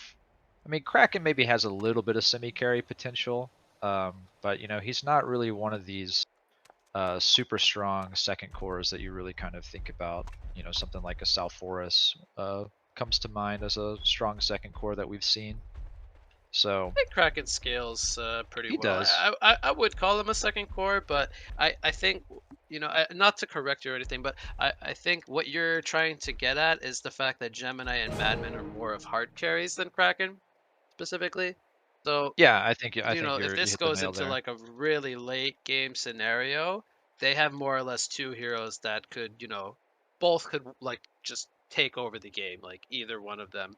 Whereas a Kraken, you know, sure he outputs good damage, he's a good core, but he's not, you know, a 60-minute Gemini or Madman with 6 slots, right? It's not the same thing. Yeah, I appreciate your correction. Thank you. No, I mean that's why I meant to say, you know, Kraken can definitely semi carry, right? Like, don't get me wrong. Like Splash is, you know, he gets a little bit of attack speed. You know, Splash is really cleaning up and jungle stacks and flash farming creep waves, but he doesn't really have any kind of scaling abilities, right? In the same way Right. that Gemini and Madman do. So you're right. You know, he's definitely a really strong mid game core, but he will get outshined if the game, you know, kind of goes beyond Let's 50, rock. 40, 50, 60 minutes or so. He'll start to, the other Oh heroes yeah. will start to pull ahead. So I will say this tri-lane from Hellborn in the bot lane is a pretty nasty one, and it has one goal, I think, and one goal only, which is shut down Oogie and be really, really aggressive. So I like what they're doing here, and then they have the two cores. You can't really necessarily let either Gemini or Madman kind of take off either. But Deadwood and Kraken are going to try to, you know, prevent that. Those are two really strong laning heroes, and they're both looking to do well here for the Legion side. Because, well, I think this Oogie lane going to be, well, it is quite defensive with Nymphora and Chipper, but definitely not going to be able to necessarily match the power of Engineer and Cthulhu Kinesis, at least early on, I would expect. Yeah, my read is that Slavic's, you know, kind of solo lanes are going to have a pretty good time, and that their tri lane is going to struggle. And so, you know, just kind of as an overall read on the lane setup here, I think that Kraken is probably, I predict him to do fairly well against Gemini. Same thing with Deadwood against Madman, but you know, Madman in particular though, he can actually, I think, hold his own in just about any solo lane. So I'm expecting that one to be kind of even, but I'm expecting Gemini to struggle against Kraken certainly. Yep, I think you're pretty accurate there. We'll see how well Madman and Gemini do. But Bloodlust will go in the bottom lane. It looks like it will be on the Nymphora, as they did lock him down there. And now Oogie taking some pressure as well. There's the throws from Kinesis, Engineer. Not gonna even need the keg stun as Cthulhu tramples defensively. Will this be a 3-0 sweep down here in the bot lane? Heal coming in as Nymphora does respawn, and that could have maybe just saved the life of Chipper. And he was getting close to being taken out there. Yeah, you mentioned something about this Kinesis pick, you know, maybe not being as strong and kind of serving as a blocker for something like a Magnus pick, but you know, they picked it following the first pick Chipper, and I actually really kind of like it as a little counter pick against Chipper. Not necessarily a counter pick, but Kinesis is just one that seems to do really well with Chipper in the game. I mean, having the availability of, you know, his innate ability, the telekinetic control, short cooldown nuke, alongside the potential rocket steal from Chipper, could output a lot of damage at some of these low levels. Yep. The rockets are a great skill to have, especially at your disposal. And, well, you know, there is quite a good skill set across the board. He could look to Thought Steal. But for now, I think Rocket's probably the most impactful, at least. Maybe later he'll look to steal like a Nympheal or something else, but... Trample not gonna connect here, bottom. See, no counter going in. The Zeal Stun gonna be missed from Nymphora. Good sidestep coming in from Dude on the Engineer. He is already dancing here in game 3. Yeah, so looking at these two solo lanes versus each other, they are actually quite even, which is a little bit surprising. You know, Bob Trample hits on the 2, both the Oogie and the Chipper. The Nympheal not gonna heal them up. They can run away from that.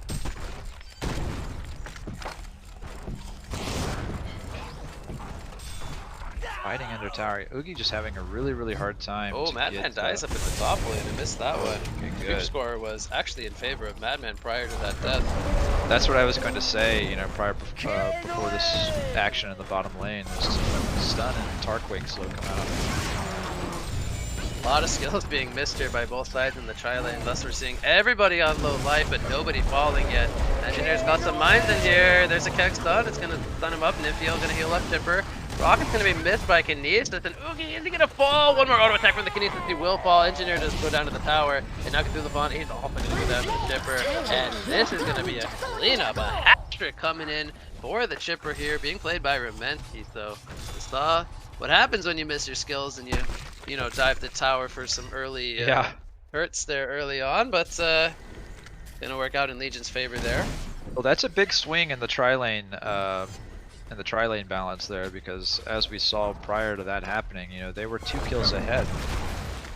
I think they 2-0'd them in the first engagement, so yeah, it looks like we've got a nice little start here for Slavic, because like you mentioned, Deadwood ended up killing Madman in the top lane, so. And prior to that kill, you know, Madman and Gemini are doing like really even creep score wise against Kraken and Deadwood, so Yeah, Gemini taking a lot of heat as well though. Definitely having a matchup disadvantage, I would say, but not too far behind in creep kills, only about 4 behind. They're showing us that he can definitely play a Gemini versus Kraken matchup. Yeah, Kraken's got that level 6 now, which, you know, as we mentioned, has the restraint on the Whirlpool, so it's really dangerous for Gemini to be in lane now. I will say though, only with the level 1 Tsunami charge, I think Fok and Twin Fang out of the release the Kraken before he gets immobilized, because it does take, what's it, a 1 second delay, and the stun is only 1 second from the Tsunami charge right now. Oh, he actually gets caught there. Okay, so he does not get the Twin Fangs to safety, so I get proven wrong, fairly. Meanwhile, action in the bot lane, we have the Nymphiel down, Cthulhu he's taking some pressure as the Champion and Obliterator are down, and they will lose the Cthulhu Fawn here. They're trying to get the counter kill onto Oogie, but it's Engineer who's in trouble. Gonna hit the Keg stun there. Will Chipper go down first, but they will get the counter kill on the Engineer with the Nymphora, so it ends up being a 2 for 1 actually. Still favoring the Legion side, and they're up 7-4 in hero kills here, John, in game 3. It's looking better than games 1 and 2. They're also up on every single one of their cores has a better creep score than the respective cores on the other side, so not only do they have the hero kill advantage, they also have the lane creep kill advantage, so. But we see Kraken here in the bottom lane with an invis now. Gonna catch it. Charge up the Engineer. He's gonna try to keg himself to safety. He's gonna go down to the Tarquakes, and that's a kill over to the Oogie. See Gemini picking up the start of a fortified bracer, so safe to say that that's probably going to be an Astrolabe. He's just going to want to try and bulk up with as much HP as possible to not fall to a Kraken combo whenever it comes out.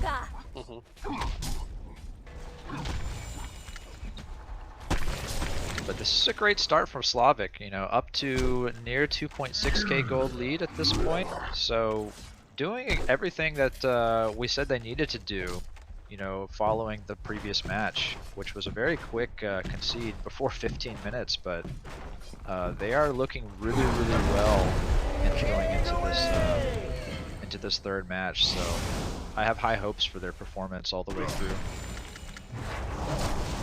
So Twin Fang comes out on Kraken in the mid lane and pushes one of the dogs into the tower. He might actually survive here.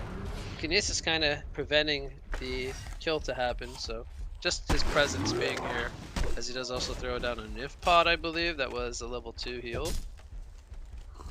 Yeah, big, another thing too, just the release the Kraken was used, so it's going to be on cooldown for another 80 seconds, so Gemini has to feel pretty safe in the mid lane at this point, but contesting the rune. He's going to land the Twin Fangs here. There's the focus buff for those, the throws from the creeps, or from the trees.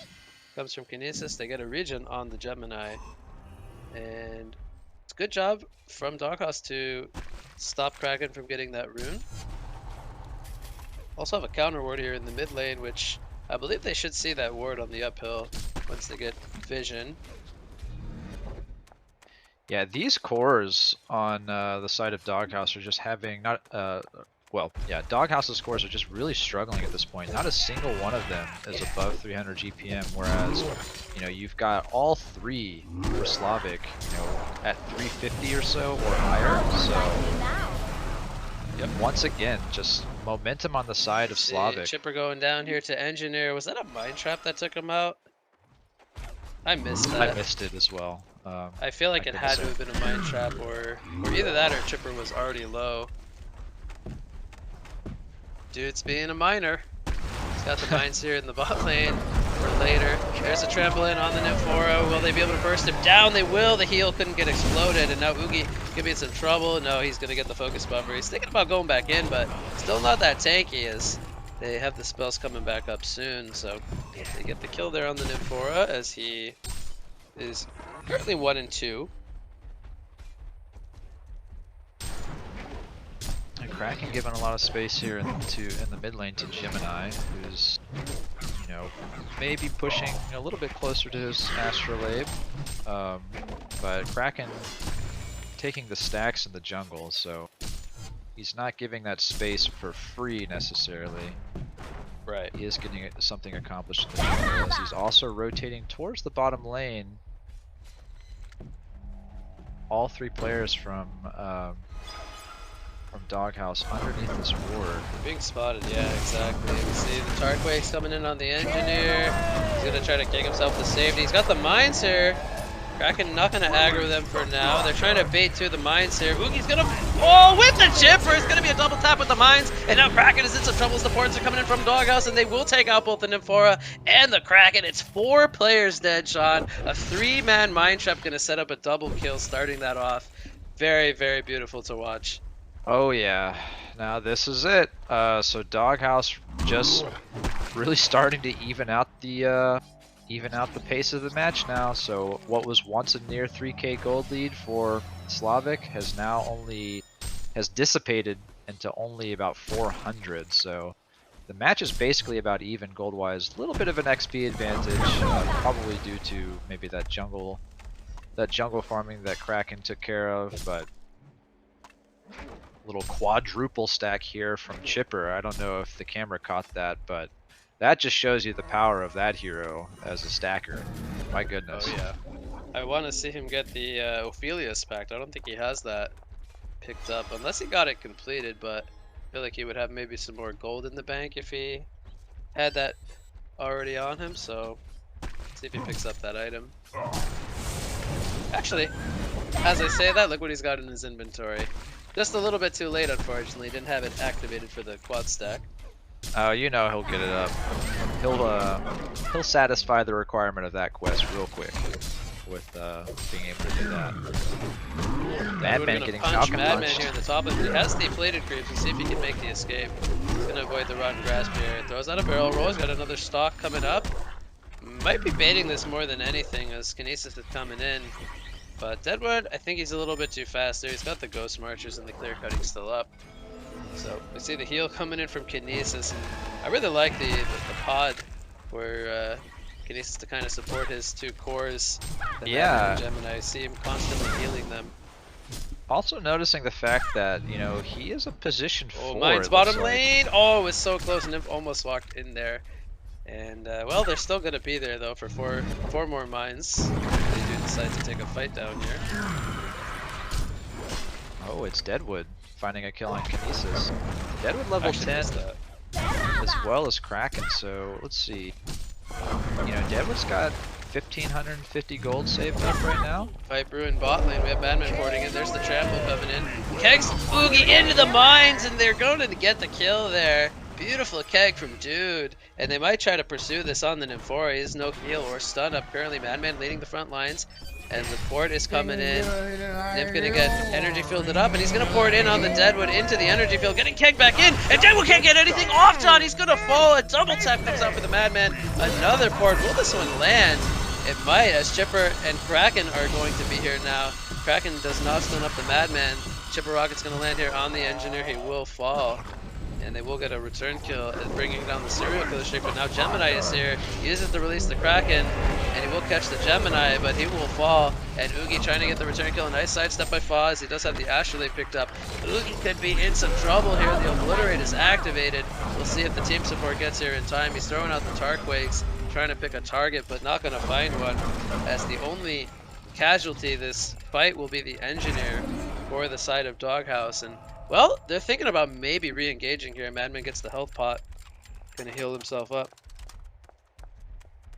That was a huge kill on Deadwood. I just want to, like, the positioning on an energy field, fantastic, right? He just caught the port on the edge of the energy field so that whenever Deadwood finished his port, he got the energy field debuff applied. That's why he couldn't get anything off, you know, because the 2-second silence perplex. Then he also shout got out to pegged Dude back into the energy field as well. Yeah, just a shout out from Dude Hasted for just that Gemini, excellent trying play. to find a target. Madman also hasted behind the lines here. They are going to lose their ward on that Ward of Revelation.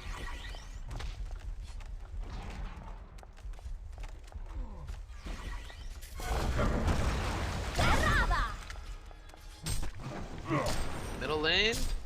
Gemini gets stunned up, but he's going to be fine. He's actually thinking about turning it around. Throws out a breath. Kinesis was coming in. Can't get in range for a stasis smash, though. We have double ports for both the Deadwood and the Chipper. See the Rotten Grass missing as well. Madman is here, though, with the Berserk activated. They're thinking about maybe going for a dive here.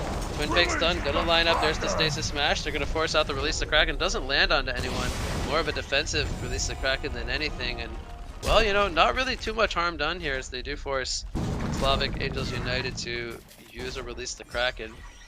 And they forced about 3 ports there in the past like 20 to 30 seconds, so you know, nothing, no kills coming out, but a lot of resources. The Legion has destroyed a Hellborn tower.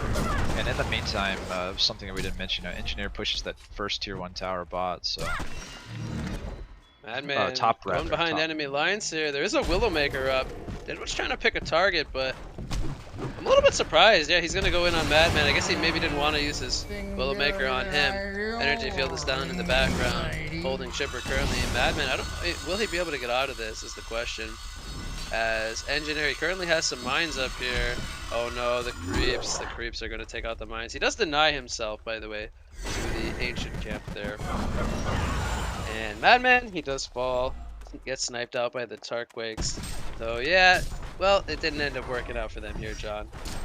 No, it didn't. That was a little bit of an ambitious play. I think it really kind of just started with the dive on that Deadwood that was, you know, I'm just going to call it a mistake. It happens. You get a little overzealous sometimes, but, you know, outside of that, they're doing really, really well. You know, one of the things that I would say the turning point in this game was that port from Doghouse in front of the tier 1 tower bot whenever it was still up. They really cleaned up on that fight, and it has totally swung the momentum of this game, as Doghouse now has the gold lead. And Gemini having a phenomenal time. You know, I'm just paying attention to this hero, but it's the top bottom lane, there's the stasis smash on the Oogie. Can't get anything off. He gets completely locked down there. Kraken is stalking Gemini here at the bottom rune with an invis active. Astrolabe on Kraken, by the way. Not my favorite item pickup here. Gemini gonna go with the Twin Fangs. The Rev Ward spotting out the Kraken. They're gonna lock him down, and he can't even get off the Astrolabe. He melts from the team support there of Doghouse. Another big pickoff, as they did also get the tower kill in the bottom lane. Prior to that kill, we have a Rotten Grass landing here on the Engineer. They will get a return kill, but Zeal's still going to be missed by the Nymphora on the Madman. Heal pod is down, going to heal them up for now, but here comes Gemini taking out the Nymphora. Chipper and Deadwood are on the run. As Chipper, he's going to fall here to the Obliterate of Cthulhuphon, and now Madman trying to slow up the Deadwood here. Gemini is here as well. Oogie joins the party with the Primal Surge. Gemini unfortunately going to miss the Twin Fang stun, and Madman, he's toying with death, but death he shall have, as he does fall there to the Tarquakes of Oogie. Now Kinesis could be the next victim as well. Going to go down here, picking up a double tap on the Oogie when the fight does conclude.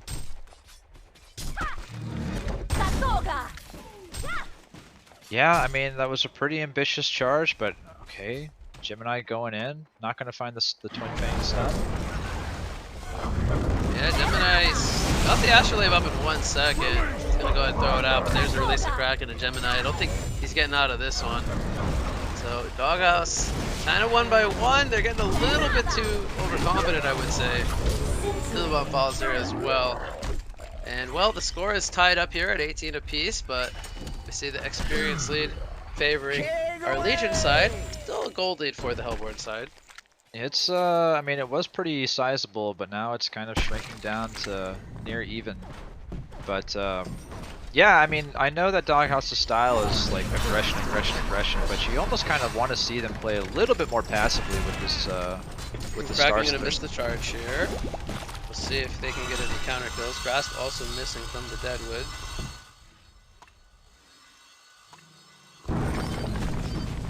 But yeah, they have some really kind of big items coming up, you know.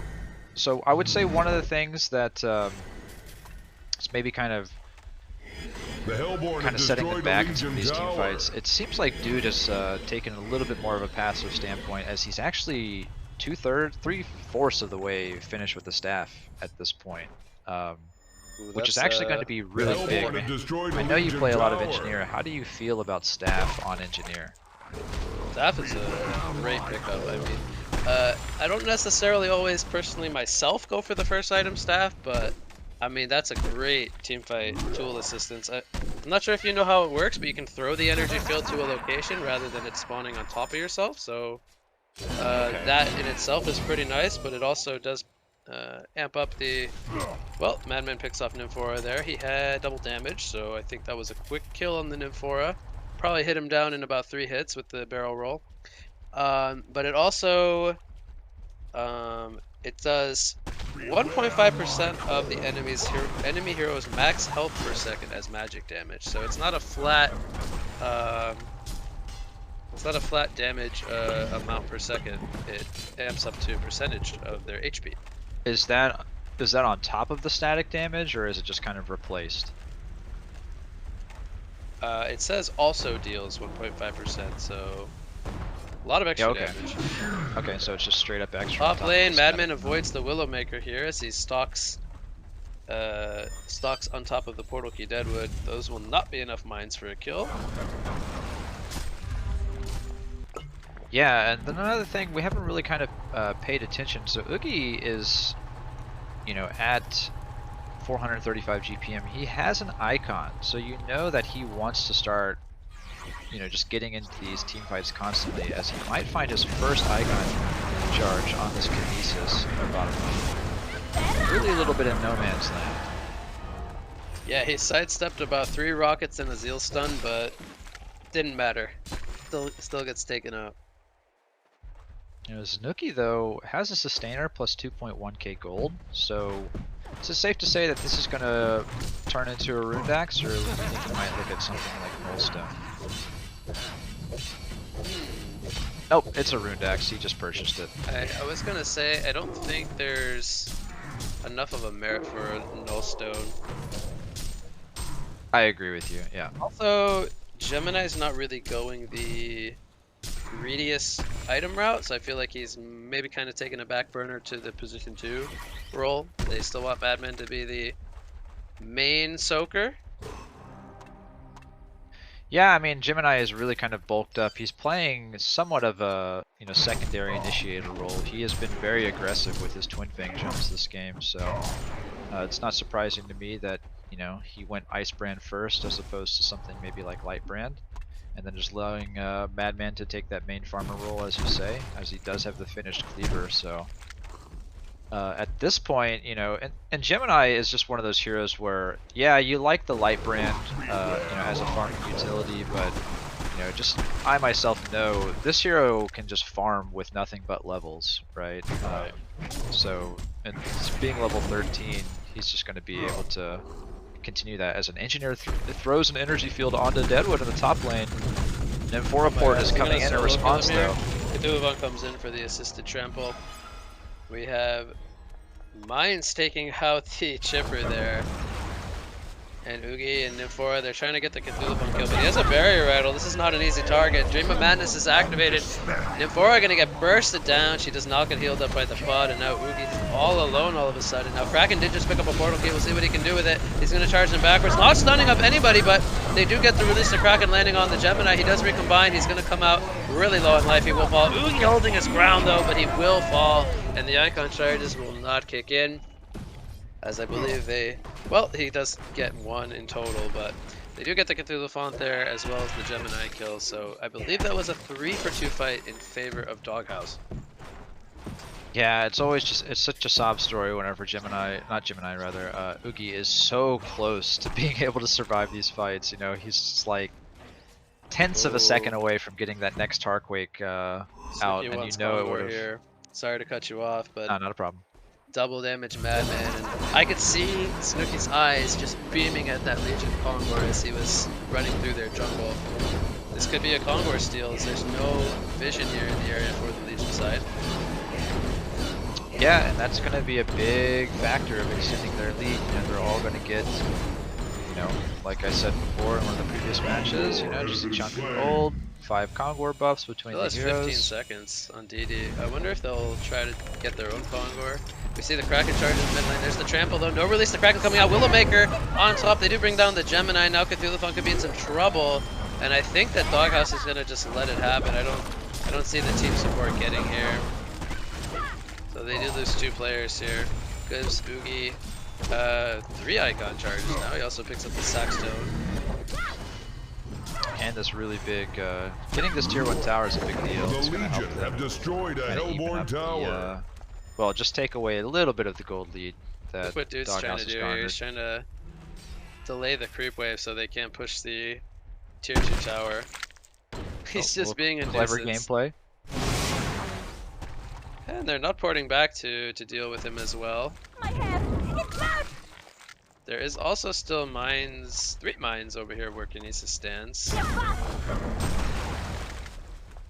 So, you know, Oogie kind of being the main core on his team at the moment because, you know, we talked about Kraken being a, you know, potentially having that semi-carry role. He's not really fulfilling it at this point as he kind of just has like initiator items, you know, tanked up with an Astro, now has a portal key.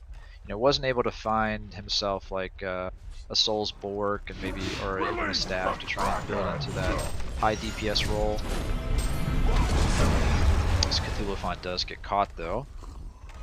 Nice little snipe on that position 3 Cthulhu Font, but yeah. So anyway, I was just mentioning, you know, Kraken's itemization because it's really Oogie being the Charge up single Madman, but he warrior. misses the stun there. And Oogie has farmed up another 2.8k gold, so what do you think Oogie's next item is going to be? You think it's just going to be the Frostfield Plate, kind of standard bread and butter? He does have the Amulet of Exile ready to go for it. You know, I think your item suggestion is fine, but I think he should go for a Sheepstick because it feels like they're having a lot of difficulty catching this Madman.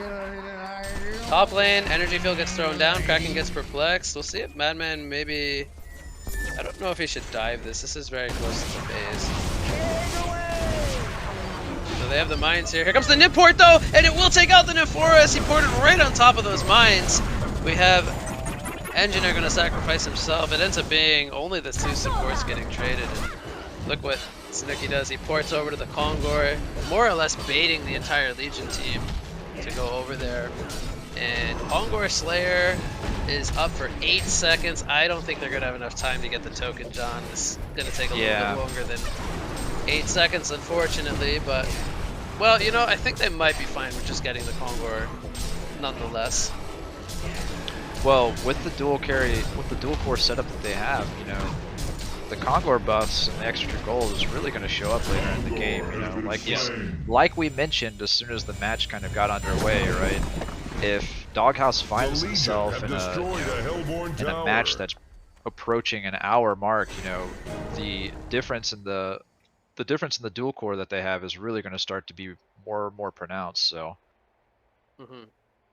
And I like how, you know, I want to talk about the buffs here while we have a pause.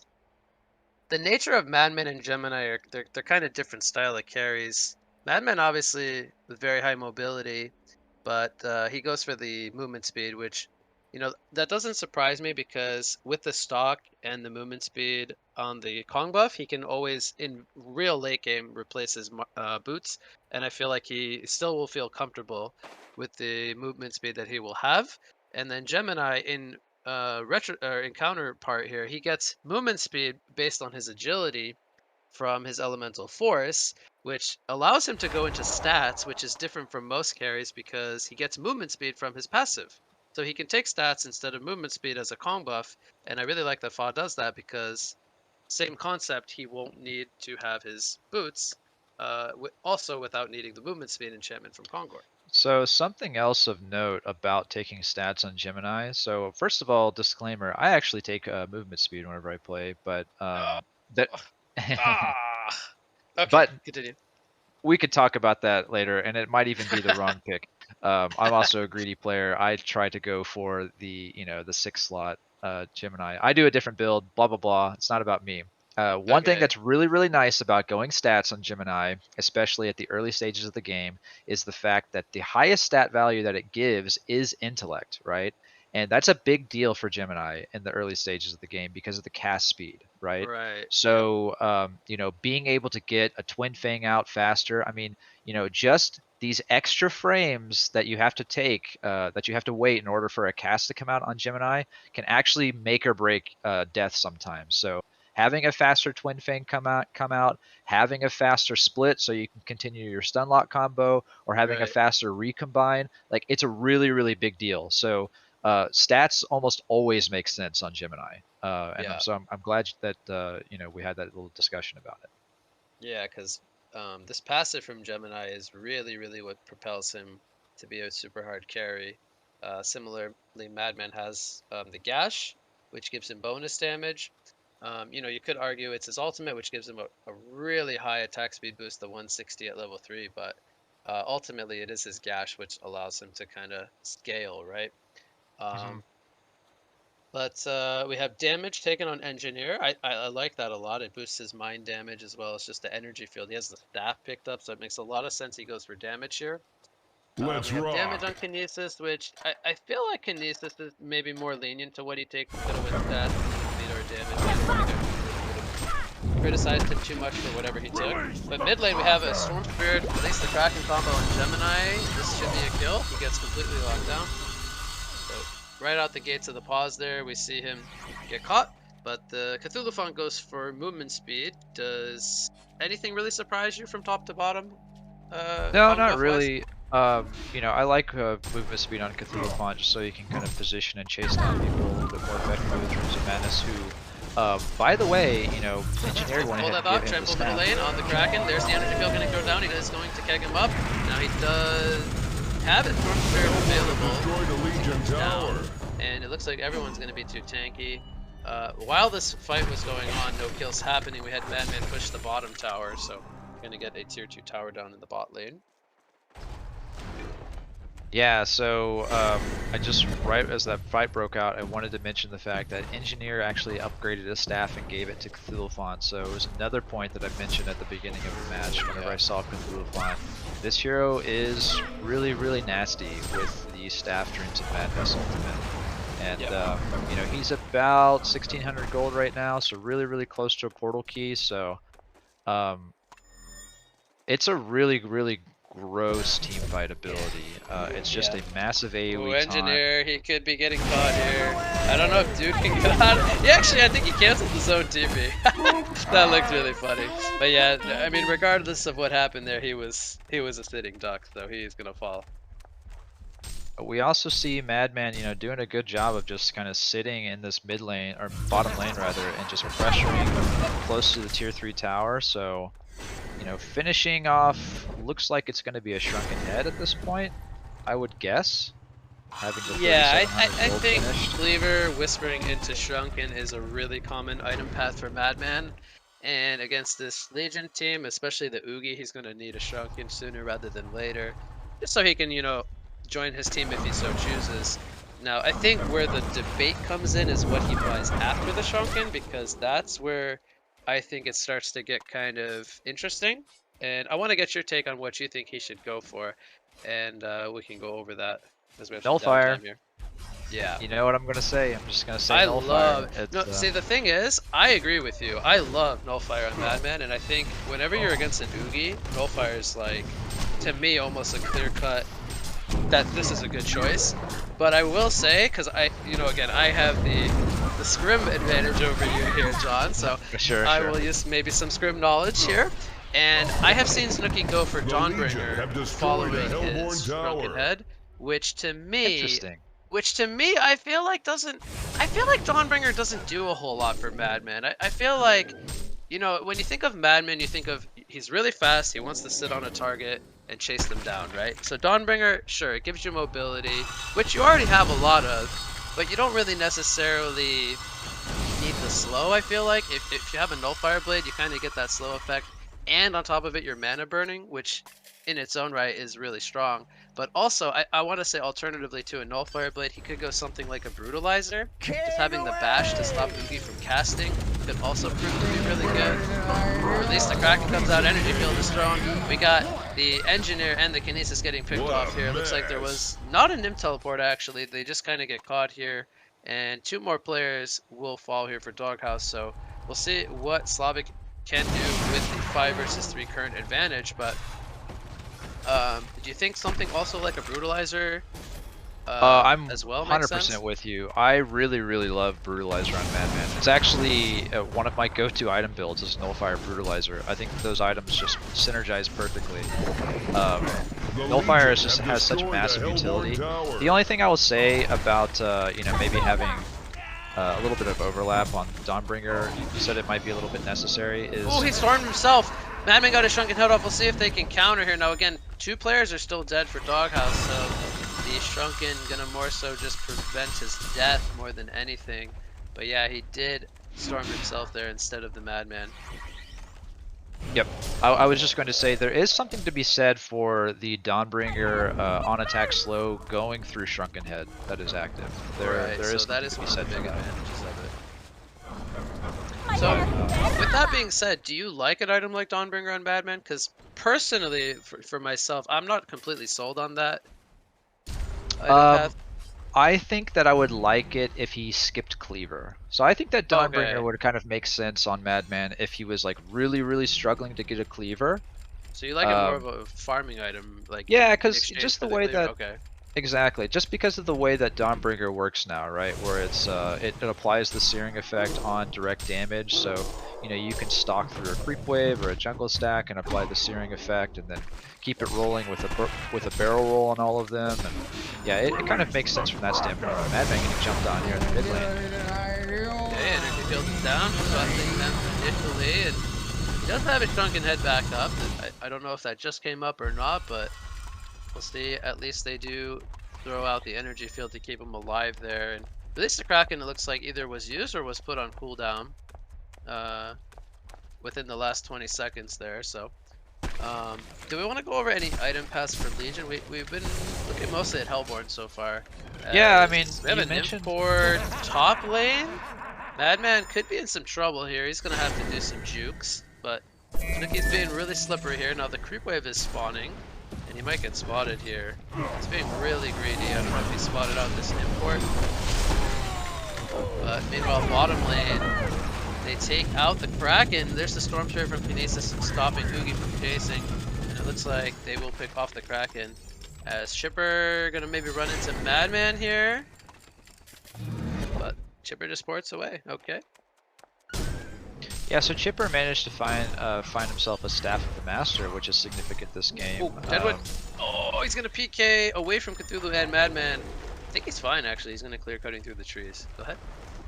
Yeah, so I think that what we're going to see here, like I just said, we have a Staff of the Master on Chipper, which is a really nice utility to have against melee carries, especially having the superior magic slow attached to his ulti, as well as the significant range increase. It's just really nice to have, but I think what we're going to see is a Staff of the Master given to, I want to say, Kraken.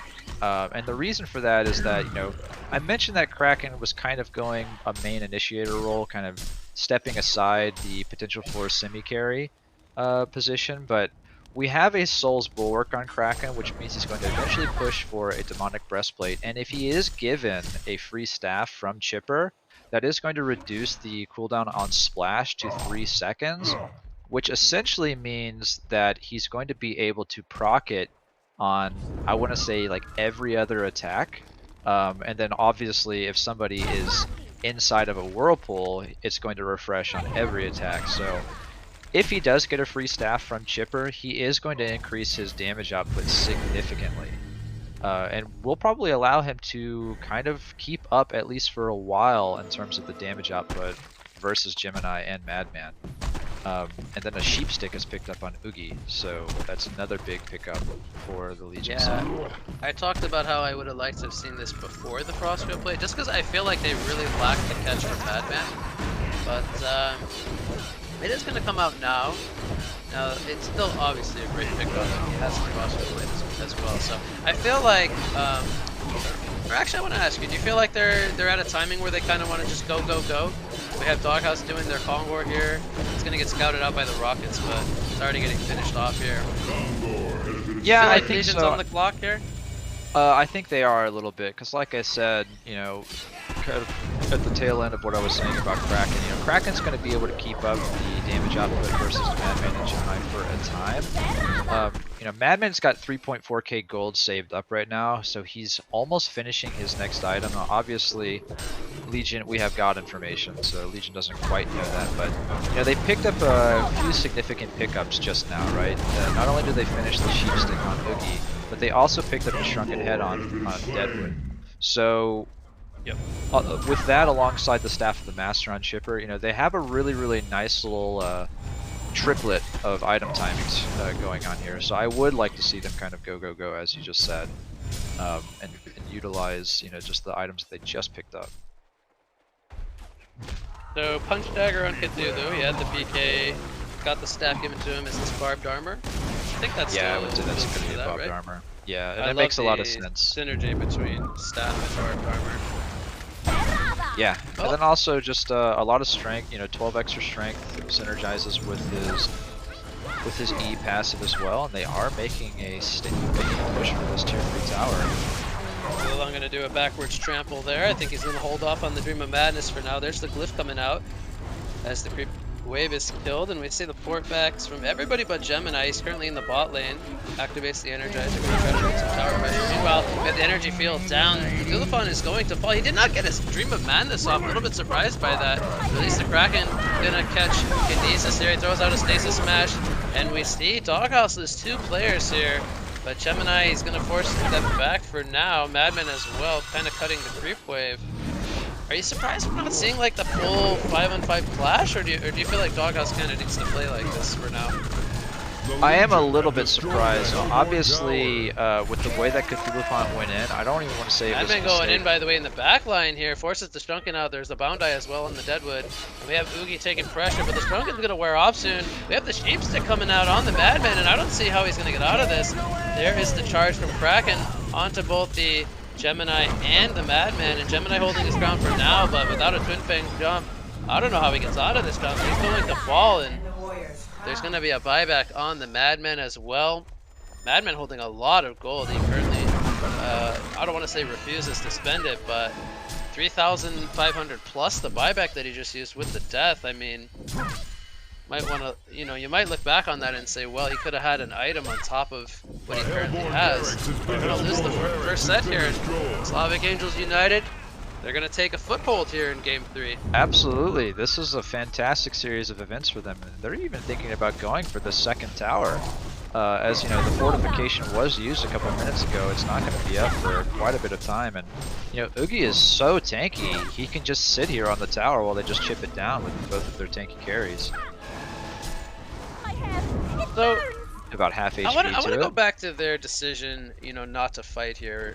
as a 5-man unit. Do you feel like the Oogie is just release the Kraken coming out here, following up the Storm Spirit? Kinesis, will he be able to hold his ground? There's the Willowmaker on top. Kraken getting counter-killed in the energy field there as Nymphora, she's overstayed, getting probably feared up by that Dream of Madness. So we see double buyback coming in from the Legion side here. They're going to Nymph port. Kraken doesn't know that he's being Nymph ported. Okay, so Nymph's going to be only solo porting up here for now.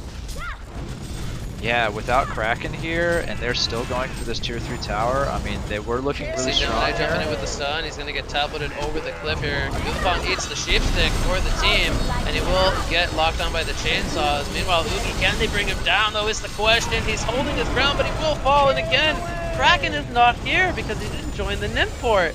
Nymphora is going to fall. I mean, this is just very sloppy here from the side of Slavic in the last minute or so. They were looking really good prior to this, but that's a definite slip up, I have to say. I would agree, and they have a bit of a cushion as they did actually take out the mid racks, so a little bit of an uphill battle for Doghouse to overcome this, and they got a significant amount of damage on the top tier 3 tower. But yeah, I mean, they still went for the idea of just pushing for that tier 3 tower regardless of the fact that Kraken did not make it into that mid up port. here. Another release. The Kraken comes out. Can he solo kill the Gemini though? This is Shunken He goes for the board out. Oh, but Deadwood is here just in time with the Willowmaker. Everything aligned very well for them there, so they do pick off the Gemini. I want to say that they're going to make another push on this top tower. Nymphora and Oogie are about to be alive together.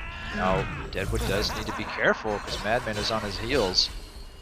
Hellflower, by the way, picked up on the Madman. Beautiful trample from Dead A there on the Cthulhu. Stuns up the Deadwood. They want to go. Nymph did happen, and they are bringing both Oogie and the Deadwood here. Energy field is down. Deadwood gets perplexed here. Meanwhile, Madman, his Drunken Head is wearing off. As Chipper did pop the White Talisman. And now there's no Willowmaker here. Cthulhu getting locked up by the Rotten Grass. There's the heal from Nymphora. And Cthulhu, he will fall here. So the Nymph going to get them at least one kill. Currently, Madman without a Shrunken for 50 seconds, and Gemini is respawning in 24. Yep, he did sell his Gnome's Wisdom for the Nullstone. Kraken did fall by the way. He's got his Gnome still. I don't know what he sold actually. For oh, right. What did he sell then? I'm not sure. Sackstone? Sackstone. Okay, yeah. So Gemini's up in 3 seconds. No Cthulhu Font. It is 4 versus 4 here. They're going to Storm Spirit up the Oogie. Madman getting locked down here by the Sheep Stick, and he's going to get bursted down. Gemini pops the Shrunken Head, but I don't know if he can fight the Oogie without Madman here. We see the second buyback coming in from Snooki. They want to hold this tower. They have the Shrunken Head up in 7 seconds. They're charging in to get the catch. There's the Shrunken Head activated by the Deadwood, avoiding the Twin Fang stun. And Oogie, he's trying to take the bullets here for his team as he is the tankiest hero.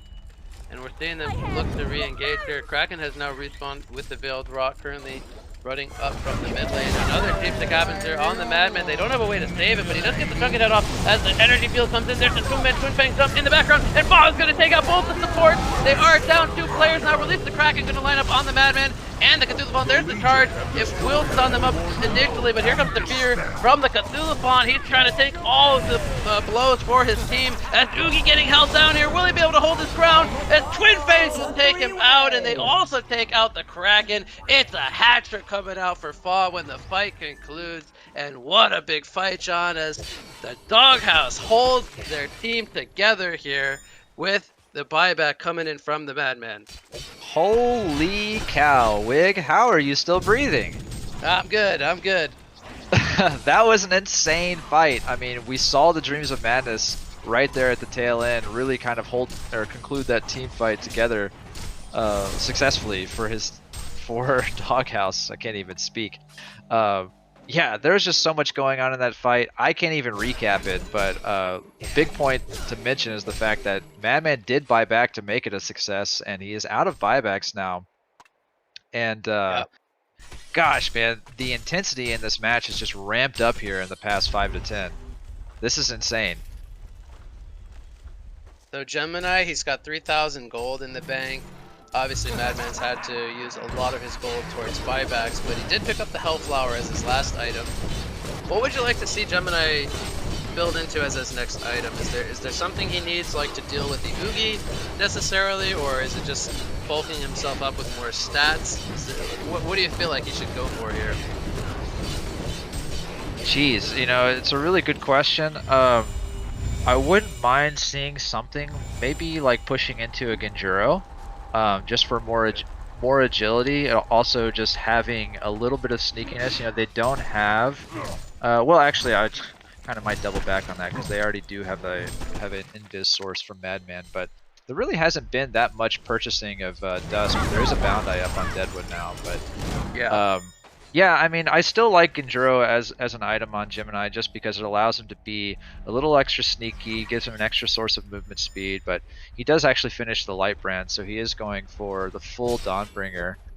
But yeah, I mean, either something like a Genjuro. I want to see him stacking agility at this point. Is basically what I'm thinking. I don't think that necessarily. Is that due to like the Deadwood? You don't want him to build the straight items this game, or is it? Yeah, just... it feels like a heart might be a little bit redundant versus Deadwood, but okay.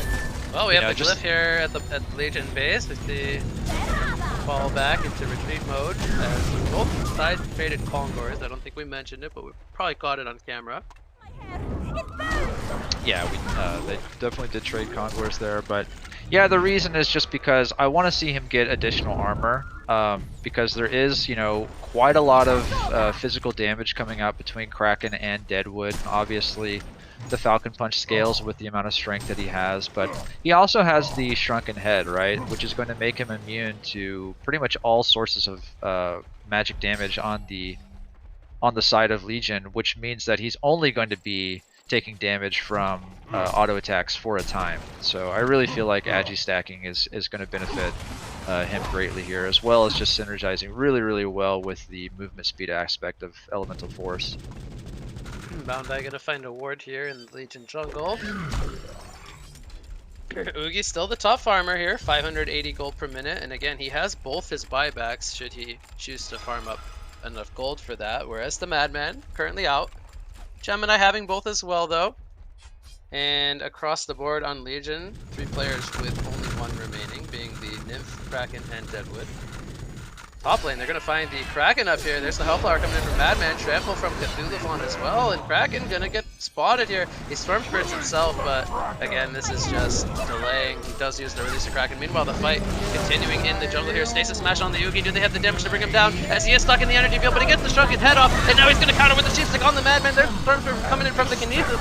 And will they be able to bring down Snooki? He will fall. Can they hold their ground? Gemini's in dog form right now. Oogie healing up with the Primal Surge, and who's gonna win this battle? It will be Oogie going down. Cthulhuphon goes down as well, and Gemini's on the chase for the Deadwood. Now he's going to Portal Key with 1 life left, and Shipper now, he's gonna get his attention turned on. Will he be able to buy himself the distance to safety? As Gemini coming from the top river here. Shipper getting the movement speed from the Nymphora, but I don't see him getting out of this one.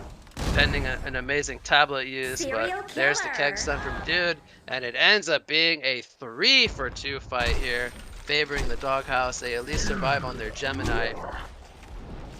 And, well, they You just see the Sheep Stick showing up, helping them take out the Madman, but unfortunately, you know, they just don't have enough damage output on anybody but Oogie right now. So though, you know, at the end of the fight, it was kind of a 3-on-3, but one of those heroes that was alive for Doghouse was Gemini, and it was just the, I believe it was the Chipper, Nymphora, and Deadwood who, you know, all cooldowns were out and they just were forced to run. So, you know, something that I just noticed, we have a Gnome's Wisdom that was picked up on Kraken. Must have been because Oogie ended up selling his own and wanted to actually have that Gnome's Wisdom self-heal available to him. So, you know, Kraken kind of delaying his own survivability and, yeah, additional damage output. Even a Shrunken Head as well. Doesn't have a Shrunken Head this game, which arguably questionable going up against heroes like the Engineer and the Gemini. But yeah, I wanna say how that pickoff in the top tree line on the Kraken was really massive for them, because you talked about how when Oogie's dead, they don't have much damage. Kraken is most of their damage, and he was not there for the entirety of that fight. So we saw there when Kraken is dead that the team is definitely lacking. Yeah, and I mean, Kraken just offers a lot of team fight control against Madman and Gemini, right? As you know, if he's able to land that release the Kraken, the effect is superior magic. So it's going to go through both of their shrunken heads, and at least for a few important seconds, keep them immobilized so that the full damage swing can come out in their direction. So. Yeah, Kraken is a big player, but we see a Staff of the Master is now picked up, or Legacy is picked up on Chipper. So who is he giving it to? He selected. He actually gave it to Deadwood, so he's gonna have. I think it's cooldown reduction on the punch. I don't think it buffs the punch in any way, right? I don't think so either. What does it do? He gains 30% of their strength for 30 seconds. It doesn't say that. Right. He gets he gets the strength gain for longer duration, so it kind of bulks him up. And then I think it does lower the cooldown a little bit, if I'm not wrong. It lowers it to 45. Looking at it. It used to once upon a time lower it to 30, which meant you had like a 30-second cooldown punch, but now it's only 45 seconds. Do you agree with him giving it to Deadwood? Yeah, it's a tough one. I feel like maybe it would have been better on the Kraken. They are making a push for the second barracks here, though. By the Oogie here, or on the Oogie. Cthulhu jumps in. He activates Stream of Madness. We have the Stasis Smash on the Oogie. He gets his shrunken. He does not get his shrunken head off, actually. Releasing Kraken, locking him down in the energy field, and Oogie holding his ground, but Kraken did fall as well as the Chipper. And in the back lines, Madman and Gemini going for the Deadwood. I don't know how this fight went so heavily in favor of Doghouse, but man, it is looking really good for them. As Oogie, he's all by himself against 5 players, and man, this was a great initiation from the Hellborn side. Again, I got a little bit confused there how it was going so well for them, but I gotta think the Dream of Madness and Energy Field causing some big disruption there. Absolutely, and one of the things is that Madman had a really nice flank on Nymphora. So Nymphora just got opened up on by Madman. She has the Void Talisman, so he just Hellfowlered her right away and took her out in like 3 or 4 hits. And so none of her arsenal was available to them. But yeah, it was just excellent placement on that energy field. It was Oogie was deep in the front lines, but surrounded by an energy field. He got the sheep off onto Gemini, I believe, but unfortunately he just wasn't able to output enough damage. And Deadwood actually poured it into the energy field with his shrunken head up and punched Gemini and did about 1/4 of his HP. But there's a sheepstick on the Gemini. We see Chipper and Nymphora respawn. By the way, Oogie did buyback. It was his first, and he was the only one with buyback gold. Now Deadwood does have buyback currently, but Madman pops the chunk and he's going for this top Rex. I don't think he has enough time to get it. And speaking of him, he goes and spends his gold on a restoration. So he's gonna have double Shrunken, double Hellflower. Yeah. More frequently, but we see the creeps pushing the tower down in the bot lane in favor of Slavic, and now Cthulhu gets caught by Release the Kraken. No Willowmaker needed there for that kill. Trying to distract the Madman, but man, he needs to be careful not to die. He is out of buybacks on the Madman, as he was maybe trying to get that Rax killed up in the top lane. So they get only the melee Rax in the mid lane, not the ranged Rax also, but they do expose both the bottom Raxes. So potential backdoor possibilities could happen later, but no further Raxes, just the one. So we have a Heart Gemini, so he completely, obviously he's not listening to me, but he's just saying, nah, don't need it. We don't need Agi. We need strength. Which he did eat that Willowmaker from Deadwood in the last fight, but it didn't really do that much damage. So I think he just decides to really frontline for his team alongside Cthulhu. I think they just kind of realize that as long as they have and hitting the Raxes, they do take out the Kongor on the Hellborn side. I think that's their 5th Kongor. Berserk is activated by Madman, but will they look to engage here is the question. And might be feeling confident. Gemini charging in. He has 4,000 gold in a buyback. So if anything, he's saying, come at me. I got the buyback. As they're going to catch Deadwood with the Hellflower in the backline. He doesn't get a Willowmaker off. That's a huge start to the fight. As Boogie's now in, he has a Restoration still picked up. No buyback. He's all in. He's going to pick off the Kinesis there with his first Shape Stick. Meanwhile, in the background, another release, the Kraken landing on the Madman, holding him down, but he's holding his ground. 2 energy fields are down. There's a Restoration Stone Engineer in the game, John, and they're going to pick a double tap up on their Gemini, as only Kraken and Nymphora are going to survive this fight. A 3-0 team fight going the way of Doghouse once again.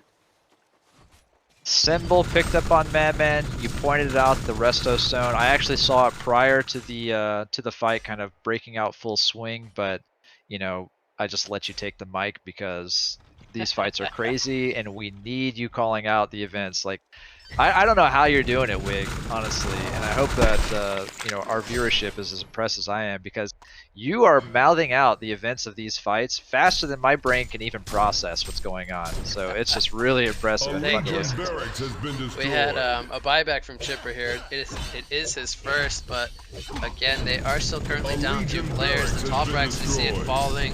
The final range racks, mid lane goes down, and the team of the trio down in the bot lane taking out the melee racks up there as well. This is going to be the Megas. But again, here we have a Nymph board at the Hellborn base. They're trying to do something crazy here, and well, they got to do something crazy, John, because there is Mega Creeps going up against them. The Hellflower comes out on the Kraken. He gets to release Kraken off Storm Spirit on the Madman as he's trying to make the escape. Nymphora did fall, but again, this is a last-ditch effort more than anything. He's going to show mercy to Kraken up there. I think he actually goes down to the Dreamcatcher, right? Actually, no, he survives on 50 life, but... Might go down to the Megas, though. Over at the base here, this is kind of the big story, though. The tower is under full onslaught from the creeps. We see the Frostfield Blade going to take out Kinesis. I think, did I just see a Doombringer picked up by Fa? I might be seeing things. I don't know what's going on. Willowmaker comes out on the Cthulhu font. They're going to take him out. We see the buyback coming in. First from both, or second from the Kinesis, first from the Cthulhu font. I think they just want to play some more Han, John. They don't want to stay dead. Nobody likes to stay dead, right? We see the post ace picked up on Kinesis. He wants to get back into the fight. Chainsaws are down in bot lane, but Madman's too quick for that. And well, the creeps are going to start to swarm the base here. Chipper going to get Vaughn on here. Sheepstick on the Madman. He's got the symbol coming out of that one as he's trying to get it off. He's going to pop the Shrunken, and Oogie's stuck in the energy field. Is he going to do it? It looks like it for Slavic Angels United. A last-ditch effort, unfortunately, not going to come up. And they are going to take the series 3-0 here. The side of Doghouse. We will have a 3-peat in ClanTour 3.0. What a series, John. What a series.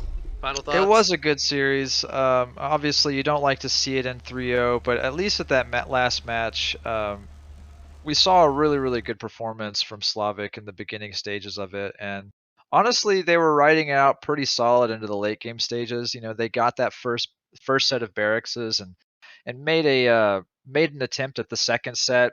Took out that tier 3 tower pretty easily, but I think one of the things that two things come to mind whenever I think about recapping this match and how Doghouse was able to secure it. You know, I mentioned it shortly after it happened, that fight in front of the tier 1 tower in the bottom lane with the just the on point ports coming out from Madman, and I think it was Gemini, just kind of punishing a little bit of an overextension from Slavic. Really turned the tide of the game, or the pacing of the game, kind of into Doghouse's favor after they were losing, because they actually were down a little bit prior to that moment, but also whenever they were trying to make a push for the tier 3 top barracks, they had a little bit of an bad coordination with a missed Nymphora port, you know, with the was it a buyback, or did they just kind of respawn naturally and Kraken just ran out of the well and missed the Nymph port, and they still made a go at that set of barracks without Kraken being present? I mean, that was just I don't even know, like I think you called it at the time, it was just a bit sloppy. And you know, it got to the point, as we were talking about throughout the course of the match, and especially at the beginning, if Gemini and Madman are able to stay in the game for, this was a near hour-long match, right? They just are going to outperform Oogie as the single core, being really, really two strong cores. So, and that's what happened towards the end of the match. So, Slavic really needed to capitalize on some of those moments, and unfortunately, they just weren't able to pull it out. Yeah, it was a really fun game 3. Games 1 and 2, I don't want to call them stomps by all means, but they were definitely shorter games.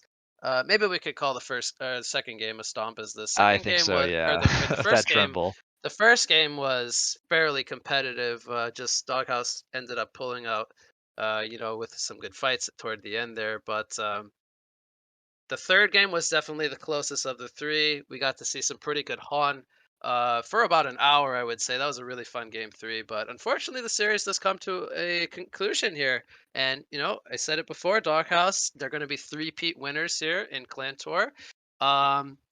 So yeah, that's going to conclude the coverage. But I think we got an interview coming up with some Doghouse players. I see some players in another channel. Maybe we'll pull them in here for an interview. You ready for an interview, John? Yeah, absolutely. All right, let's get those guys. Let's get those guys in here. All right, so I think we got one player. We got Snooky here, the captain of Doghouse. How you doing, Snooky? Congratulations on your 3-peat here in ClanTour. Thank you very much. I'm doing very well. It's fun. So you guys had a pretty fun series here. We'll go over game by game, I guess. Game 1, you guys ran the Dr. Repulsor, and boy, was that fun to see. You guys started off a little bit slow in the beginning. Slavic gave you guys a pretty good game in the beginning there, but once you guys got the icon picked up on Doctor, it seemed like go, go, go, and you guys sure made it look super fun there. Take me through game 1 there. Yeah, Doctor with Icon is actually super strong right now. I don't fathom how other teams are not picking it up right now, because once you hit the Icon gnomes timing, you can just basically, what the hell? Oh, You we can got a just couple more basically players in here. I don't know. We're getting the whole team in here. I don't know Go what's ahead, happening, but continue. yeah, you can basically just snowball once you hit the timing. So when we play Fawn Doctor, we just basically wait for him to get his icon, and then we just make sure our team is ready to dive towers. Yeah, you guys definitely. We saw one time, I think it backfired with a little overextension, but for the most part, the dives were working out really well in your favor, and ultimately, you guys took that one. That one was, it was 23 minutes, so not too bad of a game length So there. But game 2. Oh, actually, I think you wanted to say something. Go ahead. I did, yeah. So kind of along, going with the idea of the icon timing on Doctor, I feel like it pairs. This is something I wanted to say following that match, but never got around to it. I feel like it pairs extremely well with Accursed and maybe even the Blitz, um, with the icon Doctor, because it just allows Doctor. I mean, is this your thinking whenever you draft heroes like Blitz and Accursed alongside the Doctor?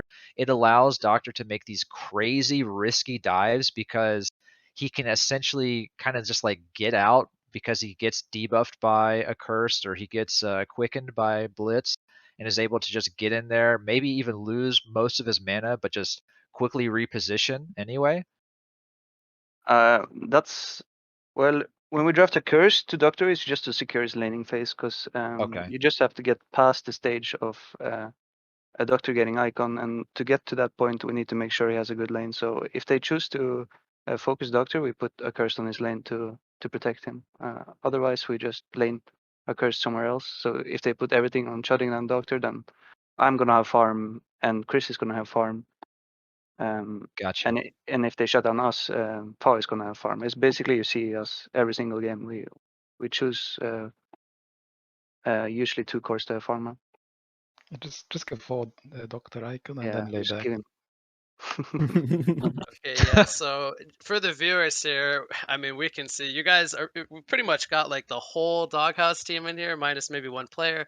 We got Fa, we got Dude, and even Nede's in here.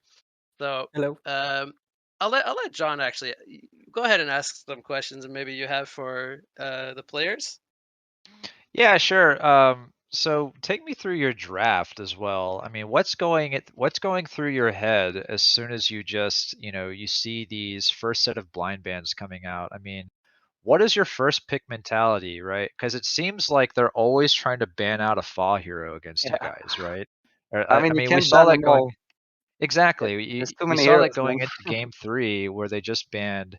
What did they ban? Balfagor, Tremble, and Doctor, and you just picked Gemini. So are you always just trying to pick the hero that Fa wants as your first pick? Is that the mentality here? I mean, the dude is performing extremely well on his. He got like 4 star heroes. It's Tremble, Gemini, Doctor, and I guess 5 Riptide and Bensington. But if you give him one of those heroes and he plays mid, he just performs so well. Just honestly, I think the best 1v1 player in this game. So Not Bensington. maybe not Bensington, but yeah. Oh, So okay. we make sure Far is comfortable on his hero, and then we just draft around basically our 3rd, 4th, and 5th position is just team support. I got you. So I also wanted to so what is the ideal supporting cast?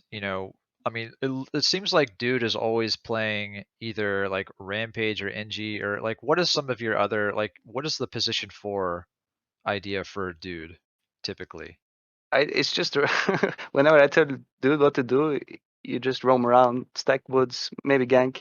It's just do whatever he wants to, man. We kind of hate facing tri lanes, so we usually just dodge it by ganking other lanes, forcing their tri lane to disassemble. So that's dude mission, to make players like second guess, is he ganking, is he not? So yeah, it's keeping him on the toes. Yeah, you guys Yeah. definitely. I had Dude on, I think it was Friday, as a co-caster, and I think I told him, I said, I want to see you play some Rampage and whatnot in this tourney. I don't know whether that's credit to you, Snooki, or if Dude said pick me Rampage, but you guys definitely did me good there with a lot of engineer play as well. We got some nice mind traps throughout the series. That was really fun. So thank you, and thank Dude for the coverage. It's just some S tier heroes you have to pick up right now. Else, I have a question too. What's the idea behind the Golden Veil pick? So that was one that caught me off guard a lot. Not saying it's bad by any means. It's just a hero that I don't really see. It feels like a TMM hero, right? But you guys drafted it and played really well with it in game 2. Obviously, game 2 the story was a little bit Trimble centered, but you guys still picked up that Golden Veil, and I kind of want to know what you're thinking behind that. So I thought they would aggressively try lane, and they did. So I wanted like a support that doesn't get caught out of position, and Golden Wheel is kind of that support. But catching people as well is very good with Golden Wheel. It's not really the ideal support. We just wanted to try something else. It didn't really matter. We could have picked anything because Tremble basically won mid, single-handedly won the game. So So Yeah, I want to okay. talk about that game too, actually. You actually had not the best start on the Madman, what you mean? and we were actually kind of concerned for you guys. We were like, oh, Madman's, you got arrowed, I think, for the Bloodlust. That was a really nice arrow, by the way, from Slavic. But it kind of continued over the course of a few minutes. But then Fa on the mid lane, he was kind of really picking up kind of the slack, as you guys had the dual core to kind of buy you time. So I want to ask you, Fa, how are you feeling? As game 2 was kind of progressing, were you feeling like really confident having a good start on one of your signature heroes? I don't know. Like, to be honest, I wasn't really paying attention to the other. Like, I just saw like 3 or 4 heroes just kept coming middle, so I was just playing Tremble the same way I play him every game. Just like fighting as much as I can and trying to get a good lead on the mid tower. So I wasn't really paying it. I didn't even realize that Snooki had a bad game. So and then like Rampage kept coming middle to help me out, so we were just diving in. So I was trying to pick up pace from that. Yeah, I think at one point John called you an animal, and in a good way, by the way. He said you were playing out of your mind. So Yeah. that was really Yeah. fun to watch. I think you had like an 8-minute bloodbath or something. Again, that game ended rather quickly, but I think a well-deserved victory nonetheless. Yeah. Well, the thing with Tremble is that like if you get an early Astrolabe and you get the power supply and Iron Shield and Steam Boots, and you have the Dark Swarm, you can just tower dive so much because you have like 60% damage reduction from like towers and range heroes, so you can just basically like 1 versus 3 a lot of times if they're not like aware how they're supposed to play against the hero.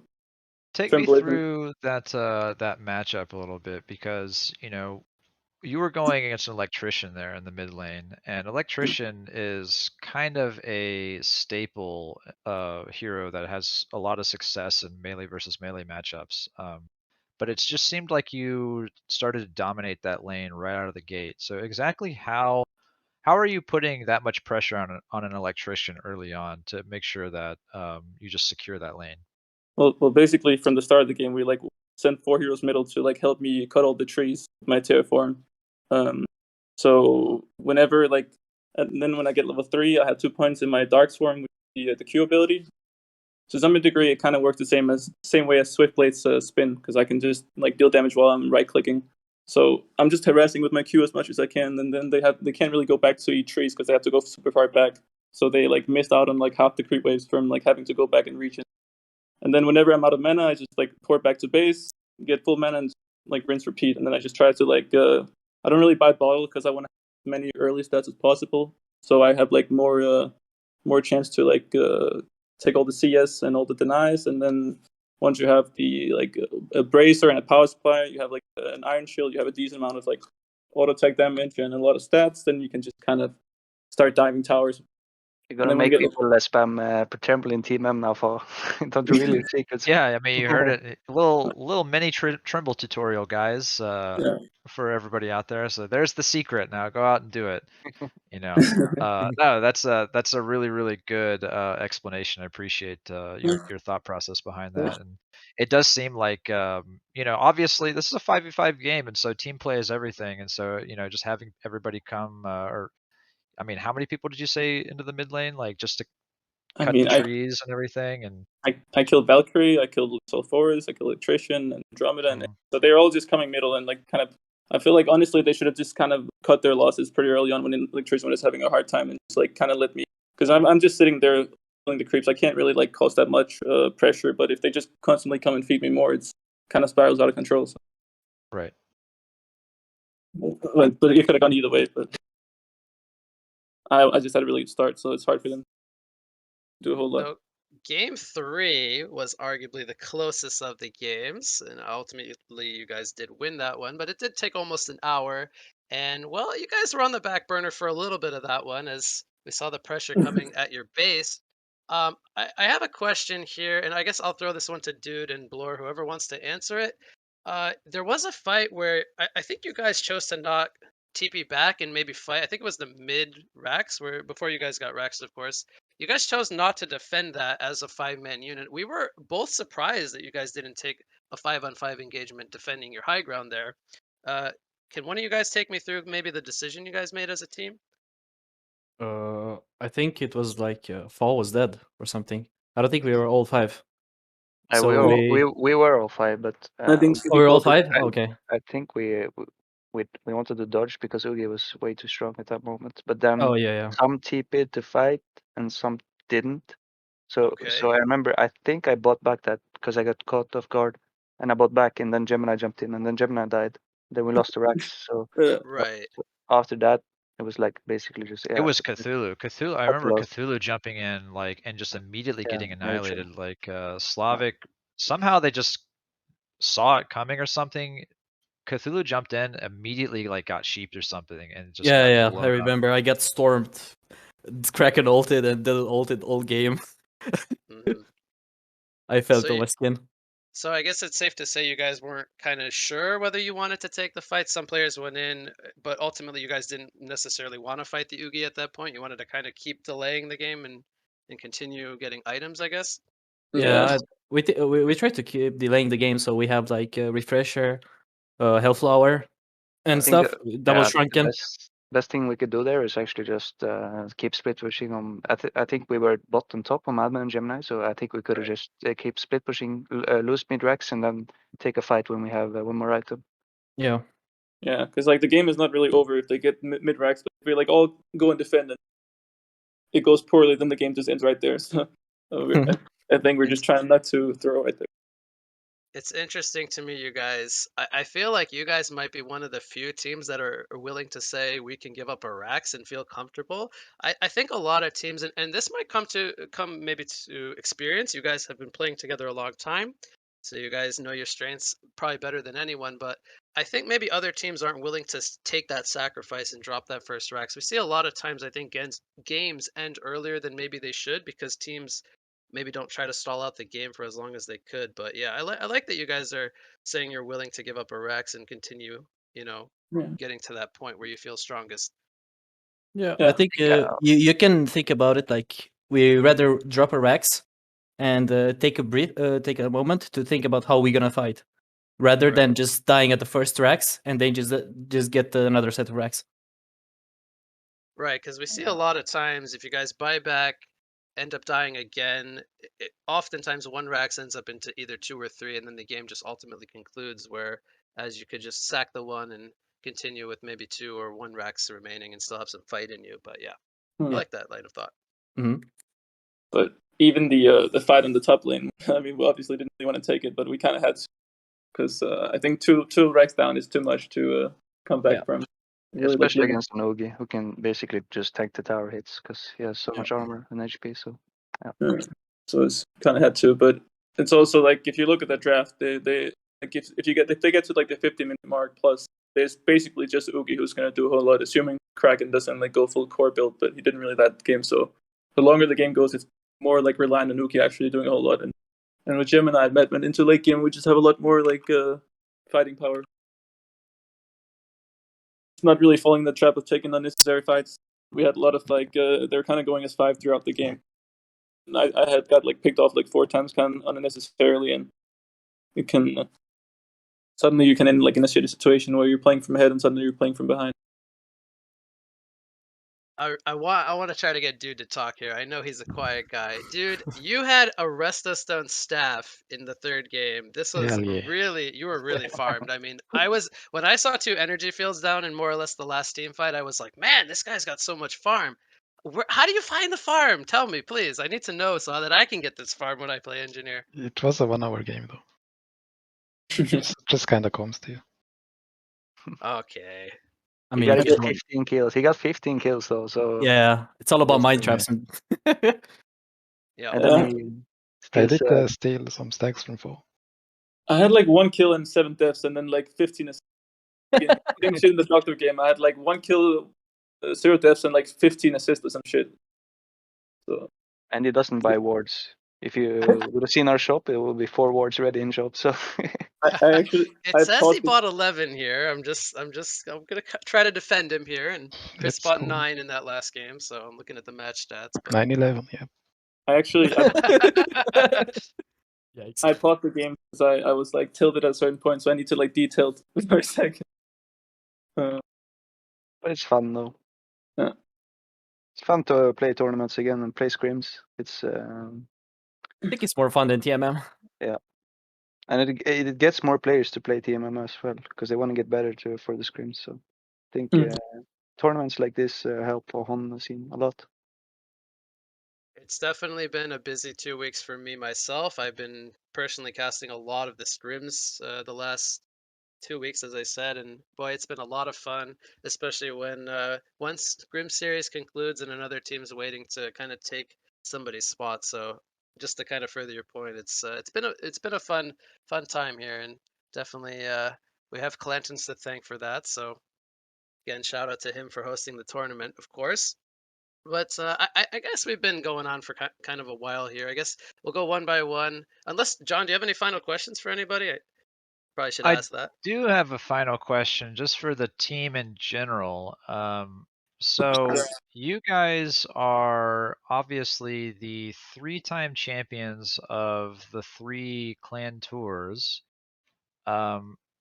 And honestly, it was something kind of going into the third game. I was kind of brainstorming with Wig, what is it that needs to be done in order to stop you guys? And so I'm just going to pose it to you guys as maybe a point of self-reflection. What is your weakness? How are people going to overcome you guys? Do you think you can be beaten? Try to kill 4 a lot. He tilts. That makes this bad. I do think though that the two heroes, the Doctor and Balfagor, there's a reason why we first picked them, because they're S tier heroes right now. Monarch, Balfagor, Doctor, Tremble. Like if you utilize their ability to snowball, especially Balfagor and Doctor, you can just take over the game immediately. Like instead of banning them when they have first pick, just leave it open and pick it instead. I know it's kind of short timing to learn a new hero, right before a tournament, but in general, just if we do well on the hero, why can't you do well on the hero? So Right. But I mean, I guess, is there any particular like meta strategy that you guys struggle playing against, or any particular hero pickups that, because one thing I think I noticed you guys like consistently ban Adrenaline, right? And I don't really understand that hero too well. I think that was you guys that banned it, right? yeah, we don't even understand it that well. That's why we ban it, because Okay. we got owned by Mate 2 games in a row. We'd rather not play against that hero. It's kind of annoying. So kind of maybe people need to try and pick up heroes that are kind of outside of the meta. So it kind of seems like you guys are really used to seeing some of these, meta tri-lane setups, and you deal with them appropriately. As you said, you like to have Dude kind of mix things up and kind of force the tri-lane to dissipate and everything. So you guys are used to seeing like, Moa rallied Nymphora tri-lanes and, your traditional solo laner setups, Kraken mid, Defiler mid, blah blah blah. So you guys are really comfortable playing against what is perceived as the meta. So your weakness, as you would say, is maybe people need to think outside of the box and try things that you don't necessarily have a good foothold in. Like you said, the Adrenaline is a hero that you don't know too much about. Yeah, but it's also that the meta right now is super tri-lane heavy, so the supports like XP. So we're kind of bored of playing this tri-lane meta, because our supports like XP. So like, how can we deal with enemy tri-lanes? So we try to mostly not tri-lane, but some games we have to, like the last game, kind of have to try to shut down Oogie, because if he has complete fear farm, he can get 800 GPM and just steamroll us. But try to avoid tri-lanes and try to gank because if they have a tri-lane, they have to have 2 solo lanes, right? So try to help your other solo lanes instead of facing the tri-lane. Got you. Sorry, I DC'd there for a sec.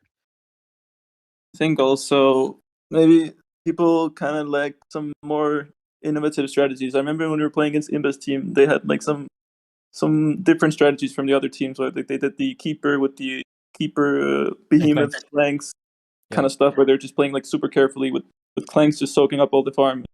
They had like a special strategy in mind, but I feel like a lot of the teams we're meeting, they kind of have the same sort of like stun lineups, but they don't really like necessarily have a certain strategy in mind. They just pick up the good heroes and kind of just play it like a pup in some sort of way. I don't know. So what you're saying is you kind of have to look past the lane phase, right? You have to have an overall strategy going into all stages of the game. Yeah, more. Yep. But okay. I think our timing is mostly mid game. If you look, usually our games are like 25-30 minutes, super heavy, intense fights. So we usually try to aim around that time. Yeah, we play some momentum heroes that they're so good. They shine in like a mid game. We're so good. They're so bad. All right. Well, that's my final question. So. Okay, I think we went through just about everything. Actually, I thought of one more. So Zanuki, I saw you once go Dawnbringer on Madman, following up a Shrunken pickup. I think this was actually going back to a scrim. Do you like going the Dawnbringer on Madman? And also, did you consider it in that third game? I did not consider this game because it wasn't needed. But I think I bought Dawnbringer in that scrim because I knew that I was 1 core, so the game was gonna last a long time. So I have to sell my boots eventually, and to have Dominger gives me extra movement speed and slow. So I think that's the reason why I bought Dominger that game. Okay, I like kind of criticized you a little bit, or perhaps suggested either something like a Nullfire Blade or a Brutalizer in its place. Have you contemplated maybe picking either of those items up, or are those kind of not really I was gonna on your buy list? Nullfire this game, but then I realized I kind of need Hellfire because if you watch 2 last fights, I had to go on the back line while my team focused Ugi because they had too much supporting cast on Infora and Deadwood. So I try to mostly kill the supporting cast with my Resto Hellfire while my team killed Ugi. So I didn't catch that initially. I did see you pick up the Hellflower. I did not suggest that maybe that could be an item that you would go for, but it proved to be really nice. And we saw the amount of work that it did in the later fights once you had picked it up for a while. And definitely, you know, locking down the Nymphora and the Deadwood, as I think you mentioned, proved to be really, really good. So it wasn't something that we had particularly thought about, but definitely with the Restoration Stone, you made good use of those 2 item combinations. It was really nice to see. Um, but yeah, that was my only question, I think, about the Madman. So yeah, I guess we'll go one by one with you guys. We'll wrap up the interview. We've been kind of going on for a long time here. Again, it was really fun, but I guess we'll start it off with you, Snooki. Any final words? Shout out to my team, shout out to Andre, shout out to all the other teams who participated, who made this tournament possible, and shout out to Clantons for hosting, and shout out to you casters and all the viewers. All right, awesome. We'll go next in line here. We'll go to Fa. Pretty much the same as Snooki said. Shout out to my team. Shout out to Twitch chat, Clantons for hosting, you guys for casting, and to Savory. And that's it. Okay. Simp. We'll go next Thanks. to Nede.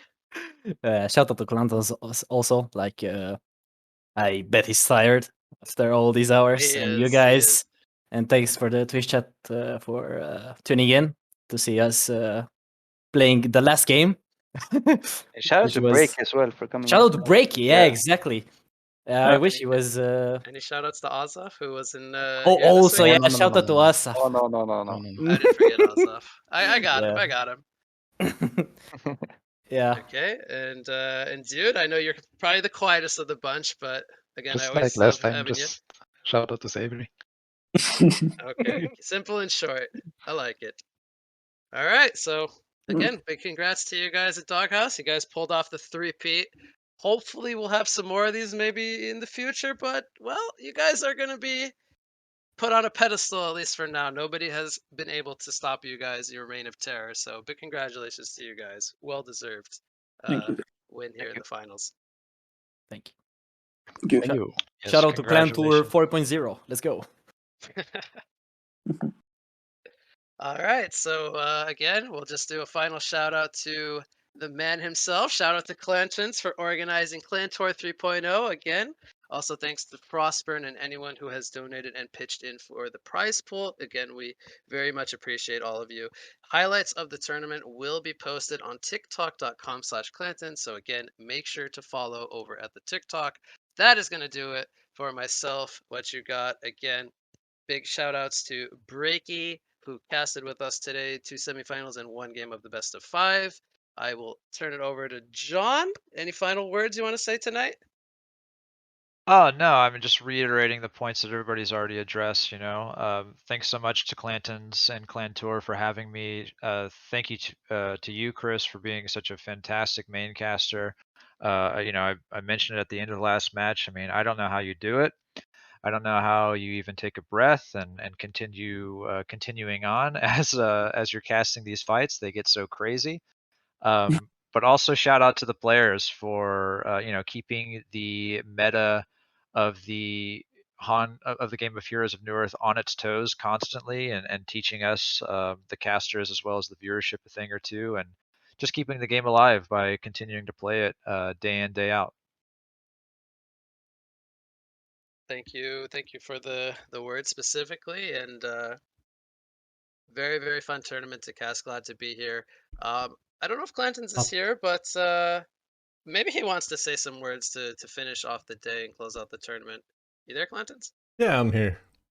Okay. I Close it just out have, for us. yeah, I just have a few words. I just want to thank all the sponsors. I'm gonna thank especially the top 5 sponsors, who is David, aka Karaoke King. We got Lunarius. We got Spectre976, who actually got Breaky in, and also $100 on the side.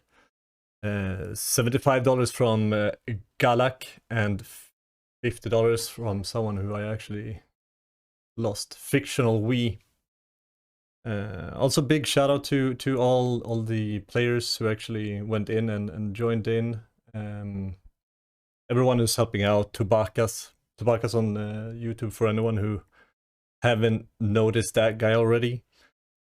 And of course, my casters, I got BreakyCPK, I got What You Got, and EZfullClan, who has been here for multiple hours, just talking and talking and talking non-stop, and, well, still standing. Well, that's it for ClanTour 3.0, and the winner, Doghouse, well, unbeatable. How are we gonna see into this? So, and yeah, I guess Savory, shout out to you as well. We're all simping for you. All right.